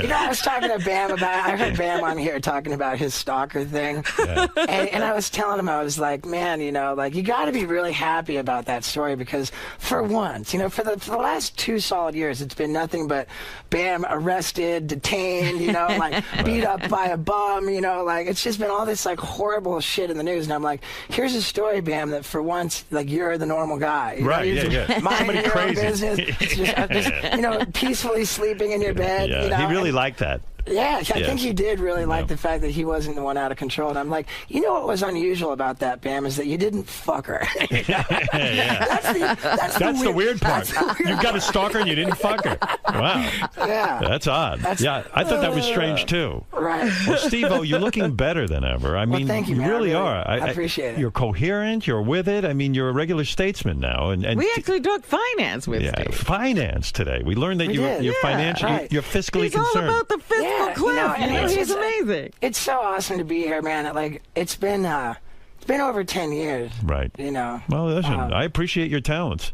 Well, thank you. And you know, just like, I know that I was out to prove it, you know, like the last couple of times I've been here, that sobriety didn't turn me into a pussy and all. You know, I'm crazier than ever. And, you know, and I really wanted to prove that, and I think I did. And I felt the same way at the Charlie Sheen roast. And at this point, man, like, I don't think I really have anything to prove. Right. That's great. Look, That's listen, great. Your film work speaks for itself. Right, and I'm ready to do more, man. Like, if something comes up, man, I am ready.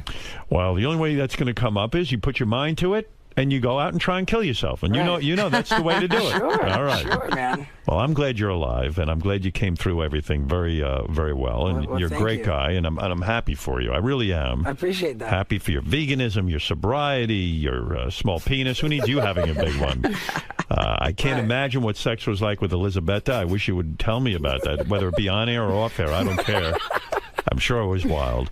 And God bless you. I hope everything's okay. Well, thank you very much, Howard. I appreciate it. And sign on for AGT again, man. I enjoyed that. I'm thinking about it. I like how you're doing it. Yeah, I like to help the young people. You know, I wanted to say this, too. Yeah. You know, like, every time Howie Mandel, you know, plugs his Twitter, it's so disrespectful to the show that he's saying, I'm sitting here reading my Twitter, when he's supposed to be watching the fucking act, and he's not doing his job on the show because he's fucking reading Twitter. Where the hell were you when the show was going? He's reading his Twitter. That's so disrespectful to the proceedings. I used to tell Howie that, but I was such a hypocrite. During the commercial, I go, hey, Howie, what do the people on Twitter say? Well, you know what they're saying? Yeah. Because as you point out, on Twitter, people are very fucking negative. Well, and I gotta, you're right. you know, as much as it drives me crazy to see him be basically disrespectful to the show by reading Twitter the whole time, I just think he's got to have fucking balls of steel to put himself out there like that.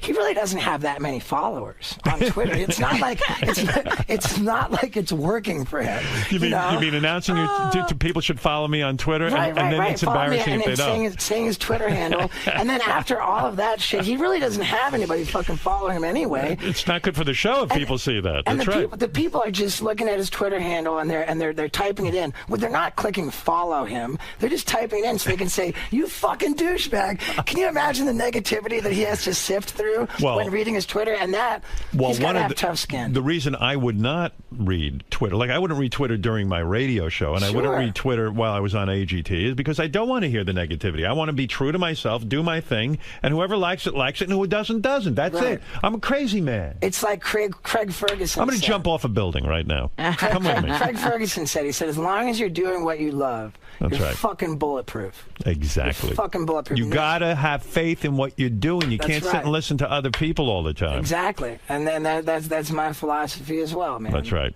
Yeah. I'm going to go follow Craig Ferguson. Great philosopher Craig Ferguson. He's fucking fantastic. That's who we're following. Robert, remind me, who's Craig Ferguson again? All right, listen. He's got that show on after Letterman. Oh, that's right. All right, look, Steve-O, you've done it again. Well, thanks, man. I don't know what you did, but you did it again. All right. Don't miss Steve-O hosting Killer Karaoke. You got to see this. It sounds crazy, this show, but I'll be honest with you. I like it. I think it's fucking fantastic. Yeah, man. I'm going to watch it. Yeah. Good to see you, Steve. Hey, great to see you too, Howard. All right, we'll be back right after these words. Very in-depth interview. Give me that. Thanks so much, man. Yeah. We're helping the people, man. Yeah, here. And is it cool if I snap a picture of you signing it? Sure. Good deal, man. Hey, wait a minute. Let me fix myself up for the picture. Yeah, cool. You know I care about that stuff. The angles and shit. Angles? Yeah, like this. Look. Steve, quick. Look. I just want to, okay. Let's see who else signed. Robert Downey Jr. Kim Kardashian. Well, this is some glove. Yeah, it's pretty cool, You'll be able to get a good $10-15 for this. Wait, what? How's that? It's pretty good. You don't sound happy. Yeah, that was great. That was really great. I did all right? Yeah. Hello. Steve-O. Looking gorgeous. Thank you, Steve. Looking great yourself. Well, I appreciate that.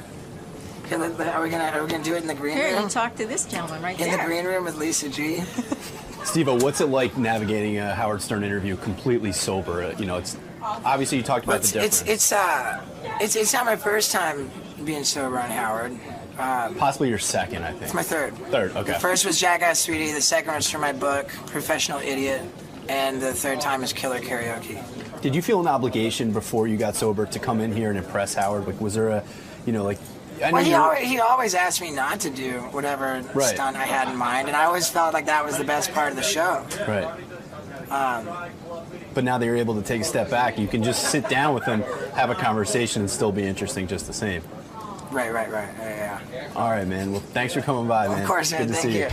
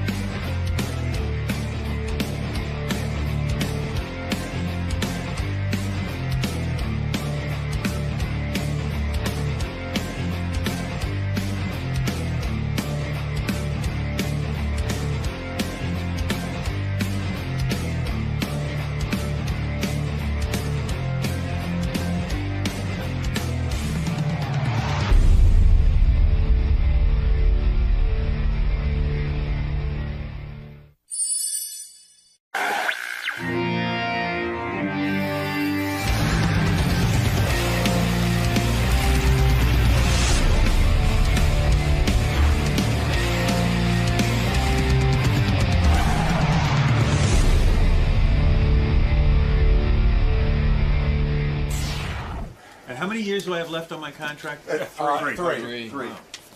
Back contracts that never end. Back. Just keep going and going and just like energize. I ain't going money. anywhere. Right, JD? All right. Cheer the fuck up. What's wrong? I'm fine. He hates Jason. Oh, really? Is that what's going on? What did Jason just do? Nothing. Just move on. Just move on, please. Oh, man, you're bumming out. No, man. I'm You're fine. bumming me out. I'm fine. I'm fine. JD's bumming out over here. Fine. I looked over and he had a sad just look on his waiting. face. I go, I'm what's just wrong? And then sitting here. there was something going on with him and Jason. I'm just Get on that fucking microphone and tell me what's going on right now. I ain't putting up with this. Wait a second. Why is that not working? What? Seeing if I have an opportunity to. I doubt I could mention something. That's all. I'm just waiting. That's all. No, what are you upset with Jason for? What nothing, did he do nothing. wrong? There's what just did he nothing. say, Will? There's nothing. There's nothing. Jason made a food. You got me up. Jason made a food joke, and JD just was like, "What was the not food amused. joke?" You said you had a documentary about Ginger Baker. He goes, "Oh, food," and JD was like, "He didn't know who Ginger Baker was." No, but He that was making really a food joke, which he does all the time. It's a whole. Oh, it you don't want. annoyed You don't you. want to know. I just want to know what's going on with you, There's man. nothing going on. I'm fine. He also hates it. Like Gary said, "Do I want to watch a documentary on Ginger Baker?" And I said, "Yeah." And Jason said, "What's Ginger Baker? Food or something?" And then I go, "No, he's the drummer in Cream. You wouldn't know that. You were probably not a Cream fan." So why would that upset you? No, it's nothing. It's fine. This apparently is an ongoing This was thing. after This he is had not to explain a his thoughts on Red Dawn, and then his thoughts on Kid Rock's whatever. Yeah, but I find him interesting. And I find you interesting. Okay, that's fine. What do you want him to shut up when he comes in? I just want. I know. Whatever. What is it, Jason? I don't. What is his problem with me? I don't know. I didn't look at him. I didn't talk to him. I've been No, I staying know, away you're too from busy him. talking to Howard. You had a lot to say during the break. It's called adding to the show, asshole. No, you're adding to something that's already passed. Dipshit. How do I know what's interesting to Howard and I'm just talking? How wants me to I shut know up? you're I'll just shut talking. up. That's all you do is just talk. Don't be jealous of the fact that I can talk and put together a sentence. Okay. I mean, that's what it is, right? Oh, Jason came in here and talked and got Howard's attention and made a point. What an asshole. Okay. You guys got to work this thing out, man. He's got to work it out. No, there's nothing. He's got to work it out. I didn't say He one was word good. to him. Were you upset because you weren't getting a word in? No. I want to hear what you had to say. I'm just. What do you want to say? Yeah, get a sentence out there, JD. What do you want to say about Red Dawn? I have nothing to say about Red Dawn. Want to say something I about don't think Ginger my Baker? thoughts about Red Dawn are that important that they need to be spoken Yeah, you just every tweet 2 'em. fucking I get seconds. Shut the fuck up. You tweet all your dumb thoughts. Bring them here. Okay. He's got a point. You got some thoughts, bring them here. I do. What are you doing them on Twitter for? I do. Listen, I like your he's thoughts. trying to start a whole fucking thing. He's being an asshole. What's wrong with you guys? Yeah, you heard Robin. What are you, women? Yeah. You're carrying on. It's ridiculous. I wasn't carrying on. I was just standing there Why don't you guys kiss quietly. No. What you guys make out? Let's go on a duck blind and hug. That's all right. Let's go on duck blind. I want to hug you. Want to go see Red Dawn, Jamie? Can we move on, please? I love this. I love it. He's always got something going on with some other guy on the stage. No, I don't. Yes, you do. Before it was with the good-looking guy. What was his name? Jared. He dressed like a pimp. You couldn't stand Jared.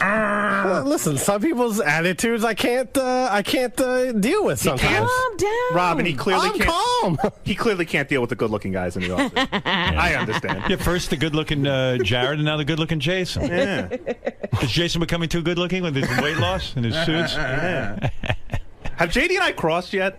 That's my goal, is to have JD get so skinny that JD becomes the fat guy in the office. Wow. See, now he's displacing his fatness onto everyone else. He wants to make sure everyone else sees how fat they are. Before Thanksgiving break, which is today, can we weigh a few people to see how much weight they gain over Thanksgiving? And you being one of them, JD, you got to watch yourself. Dude, I'm the same. I am consistent. I am still like 206 or 207. How tall are you? Like 5'9", 5'10". Crazy. I bet you when you get back, you'll weigh. Okay, stand on. I guarantee he's over 210. I guarantee it. I'll put 20 down right now. Wow. Go ahead, get on that. Who wants to scale. take this? No. Get your own. Yeah, 206, fuckhead. Wait, let me see. No one took my bet. No one took my bet. 206. 206. I bet you get back from Thanksgiving and wait. Oh, what are you doing for Thanksgiving? You got somewhere to go? I will be in Florida, yes. Oh, mom? Yes. With the Hawaiian guy? Sorry. There's nothing to be sorry about. Stop it. Pass the potatoes, Queen. Kama paka paka. His only Thanksgiving was poi. Wow. Hilarious. Well, go easy, man. I'm going to weigh you. Oh, that's fine. There. What do you weigh right now? I probably weigh about 265, I think. You want to go on? Let's see what you weigh after Thanksgiving. I'm taking a jacket. It's a very heavy jacket. I'm writing these weights down. Jason weighs. Whoa. You all right? 265. Whoa. Oh, I know my weight. Yeah. So does JD. I bet you Tim. Let's get Tim. I bet you Tim weighs 10 pounds more after Thanksgiving. Get Tim. John Hine, too, will be gaining weight. John, get on the scale. What are you going to weigh after Thanksgiving? I guarantee you're good for 10 over Thanksgiving. He's going to be sitting on that computer, relaxing and eating his ass off. What do you think John weighs? There we go. See what you weigh. Oh, he's weighs less than Jason. Whoa. Good Lord. What's going on with you? Do you want to live? You're such a great guy. Yeah, I do. I was in my psychiatrist's office yesterday talking about you for 45 fucking minutes. Really? What did you talk about? I really love John. And I guess I was proud of myself about John's career because I feel I took John from working at the SATs and made him into like a broadcaster. Yeah. And I was watching him up on stage yesterday. We had a big meeting, the whole staff, and John led the meeting. And I was just sitting there, one of the guys, watching him, and I go, I'm really proud of this guy. Me too. You too? Yeah. And I said I was telling my psychiatrist, I feel really good about what I did with him because, I banked on him. He came through in spades. He's a great guy. And the way he led that meeting, it's like, he's so dedicated and so into our shows and so into our channels, and I was just so proud to work with him. Yep. And I said that for 45 minutes, and I paid like $500 to say to tell them how great John was? to John. Thank you. Don't worry, Robin. Most of the sessions are about you. No.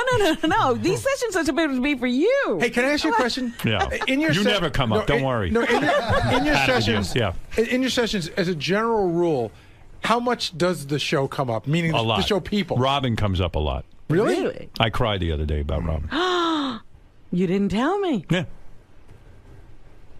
I did. Well, I almost cried about you yesterday, too. So don't take away my moment. Hold it.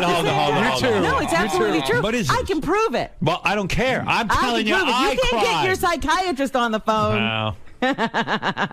Leave me alone. I'm sorry I cried over you. But do you talk about people at work a reasonable Of course I do. How could I not? Well, because I thought you might talk about your life. And by the way, Robin almost cried about me. I cried about Well, I stopped talking so I wouldn't cry. It was Bullshit. in public. Why was bullshit. I? How You can't dare take you? away my moment. Tim, you've never come up. Except when you shit all over the bathroom. Of course you did. Get over here. What do you think he is, Howard? What do you think? All right, Tim, weigh yourself. Let me see. No, I'm not weighing myself. Come on, of course you come up, you fuck. Get No, over here. because there's another I could have goddamn- hired any program director in the country, and I hired you. Now, just shut up. I and love get on you, the scale. but no, I'm not. No. Get on the fucking scale. It might motivate you not to eat like a cow over there. Don't worry, I'm working on it. Get on the scale No, now. I'm busy. I'm working Are with you a Kid team Rock. player or not? Yes, I'm a team player. Then get on the no, scale. I'm not getting on the scale. It'll prevent you from eating. I'm not eating. I have not had a cookie or a fucking cupcake. Get on this scale, and I want to see how much weight you gain over Thanksgiving. How much I gained over Thanksgiving? Yeah, you're going to gain weight. I say 10 pounds. I say I'm not. So prove it. Get on the scale. I'll take my measurements and I'll show them to you. No, get on the privately. scale. No, I'm not going to. Get on it. Why? What are you afraid of? What are you, a woman? Well, Yeah, I'm he a said woman. that was the thing that Get on it. irritates him. If I weigh You're more getting than right 260, into I'm not going on. irritation zone. All right, go on. How do you know? I won't say it if you weigh over 260. Both feet. Both feet. Let's go. Come on. I'm fully dressed. Tim, stay still. Let's get over 260. Where is he standing? Oh, let's put it this way. I can't say what his weight is now. Let's call him Team I wrote it down. I wrote it down. Tim. I got clothes on. They weigh heavy. 269. What? No. Yes. Yeah. It's 169. Maybe, Jason took off his jacket. Maybe you 269. want it. Yeah, I weigh a lot. I put a lot of weight on. I have I have God. fucking broken ribs. I can't move. I can't, You can stop eating. Exactly. Yeah, that's what I've done. No, you haven't. Jesus, why'd you do that? Prick. Why'd you do that to me? Why am I a prick? Yeah, it's shit on the walls now. You're destroying me. I love you. Hey, I hope you've got an extra bedroom because I'm moving in with you. Why? You hate me. Gee, I hate you. I love you. You know that. You hate me. You love me. I love you. I hate you. I love you. Wow. You're like the Baja. 269. At least. I guarantee he comes back from Thanksgiving 278. I guarantee you I don't. Well, let's hope you're right. I'm muscle. Let's hope There's you're a right. benchmark. Hey, Howard. It's like a herd of elephants in here. Can I point out something else really funny that's been going on around here? Yeah. Tim has like a new assistant, but it's like a sitcom assistant in the sense that, like, in a sitcom when you get a new assistant, they follow you everywhere. Yeah. With a pad and paper right behind you. Yeah. She's like right behind him right now. Really? Is that, I didn't know who you were. Oh my God! There's somebody hiding. How about introducing me to her? Elaine, I would love to, but you're always running. Oh, bullshit. I was here yesterday for 5 hours. You're the hardest working man in show business. Yeah. Elaine, say hello. Come get him. Wait and she's an opera singer also. She's an opera singer. Hi, Elaine. Hi, Howard. What mic is that, eh? Okay, yeah. You're Tim's. What are you, shadowing him? I follow him around, get him to go where he needs to go. All right, my prediction with you last 5 months, and you'll quit. What It'll drive you crazy. No. I'm not going to quit Tim. You're going to stay with Tim? Tim might quit me, though. No. Tim's intense. He expects a lot. He expects She knows. a lot. She knows. I get a lot of thank you texts, so I'm okay. Yeah, I'm okay for now. Well, don't you think it's kind of creepy? Elaine's like walking behind you, and I'm like sitting here going, I thought Elaine was with Kid Rock. Howard. I did. Howard, let me tell you something. Why not tell me that you have a new assistant? But Howard, this goes on all day. Like it's funny. Like you'll be in the bullpen, and Tim will walk up, and then you'll start talking about something, about like a meeting, and then Elaine will just start taking notes. I respect which is that. funny. We're tell them how busy we are. He is very busy. He's very, very busy. And everyone wants to talk to him all the time. Right. Well, Just trying to make sure he doesn't miss anything. Right. Exactly. That's why these channels run without a hitch. I There's get a lot very of few apologies, hitches. though. Is Tim busy? He's very busy. Yeah. Everyone says sorry to me, though, for content, which is very funny. Very Right. sweet. 269 he weighs. Get him on a diet. I sent him the Couch to 5K program. What is that? That's the running program that you do like a podcast. Can't run. He fucked his ribs up riding a motorbike, a mini bike. Dirt bike, not a mini bike, a dirt bike. But he ran the other day with his son. He did? Oh, you ran? Yeah, I did. Oh, yes, good. I did. How did that hurt? Yeah, a little bit. Yeah. I ran a block, walked a block, ran a block, walked a block. Yeah. Then you went out to eat. Then I went, exactly. All right, get out of here. That was just to the refrigerator. Calm down on Thanksgiving. I am. What are you doing for the holidays? I'm just chilling out. I'm going on a major fast. Oh no! Don't fast. Listen to me. Don't fast. I'm kidding. I'm teasing. I'm teasing. I've told you all along. 3 meals a day, normal meals. Okay. Howard, do you know that from this day forward, I'll be down to about by January. I'll say like 195. Wait, you're going to lose 70 pounds by January? 80 pounds. No, 200. I'll be at 200. You'll be at 200. But that's 70 in January. That's in January. 70 pounds. 70 pounds in like January. 70 pounds. In 8 weeks. I'll bet on that. Okay, how much? How much you want to bet? That's the problem. How much you want to bet? And then you will. I'm going to be laughing if we don't bet because you're never going to hit that goal. But it's a ridiculous goal. How much you want to bet? No, if we bet, then you'll Come actually... on, let's bet. That's 8 pounds. He has to lose 8 pounds a week. He's not going to 9 pounds a He's week. thinking of going on the biggest 21 loser. pounds or I guess. 21 Maybe that's what 269. he's We'll weigh you in Thanksgiving, so you Dr. should be Ronnie, down. I'm telling you. All right. Dr. Ronnie. Dr. Ronnie. All right, go visit her. Okay. If you don't, I tell you what, if you don't hit it, you got to get on the Sybian. Right, nude. What's that going to do? Get a chocolate bandit mask. What's that going to do? It'll motivate you. Sal will give you chocolate bandit mask. Oh, good. All right. Don't give him chocolate. All right, thank you. Nice to meet you, Elaine. I had no idea. I thought you were with Kid Rock. I really did. I'm with Tim Sabian. All right. Well, nice to meet you. It would be nice to know who's here. Thank you. Let me hear some opera. Go ahead. Do something classy. Do that. Where do you sing? No, I'm a soprano, but it's like the crack of dawn. So sing that song I love. Ave Maria. Ave Maria, gratia plena. Oh my God, it's so Keep right. going. That's beautiful. Maria, gratia plena. Maria, gratia plena. Ave, ave Dominus, Dominus tecum. You see, you brought tears to my eyes. Wow. Oh, that's nice. That's Look at nice. this is why opera's a shitty business. Look how good you are, and you're trailing around this elephant. Right. And, I have an audition today. Tim's letting me go for it. He is letting you go. That's right. You were letting her go for an He is. audition? well, how's That's she why going I'm to here so know if you early. miss something? Following him around. What do you mean an audition? You can't get a job in opera? You have a beautiful voice. Thank you. I've been working, but you know the economy has kicked the crap out of us, Huh? so Yeah. we got to hustle a lot more now. Nice job. Thank you. Oh, I loved your audition. Thank you, Howard. And Tim is a great guy to let you go and apply for a job. That's awesome. Thank you. It's absolutely awesome of Tim. Tim, you did a nice thing. Aw. Yes, he did. What time is your audition? It's a 12:06. 12:06. Will she be coming back to the office? Do you need to come? Robin asked a good question. Do you need to come back to the office after the audition? I do. Thank you, Robin. Robin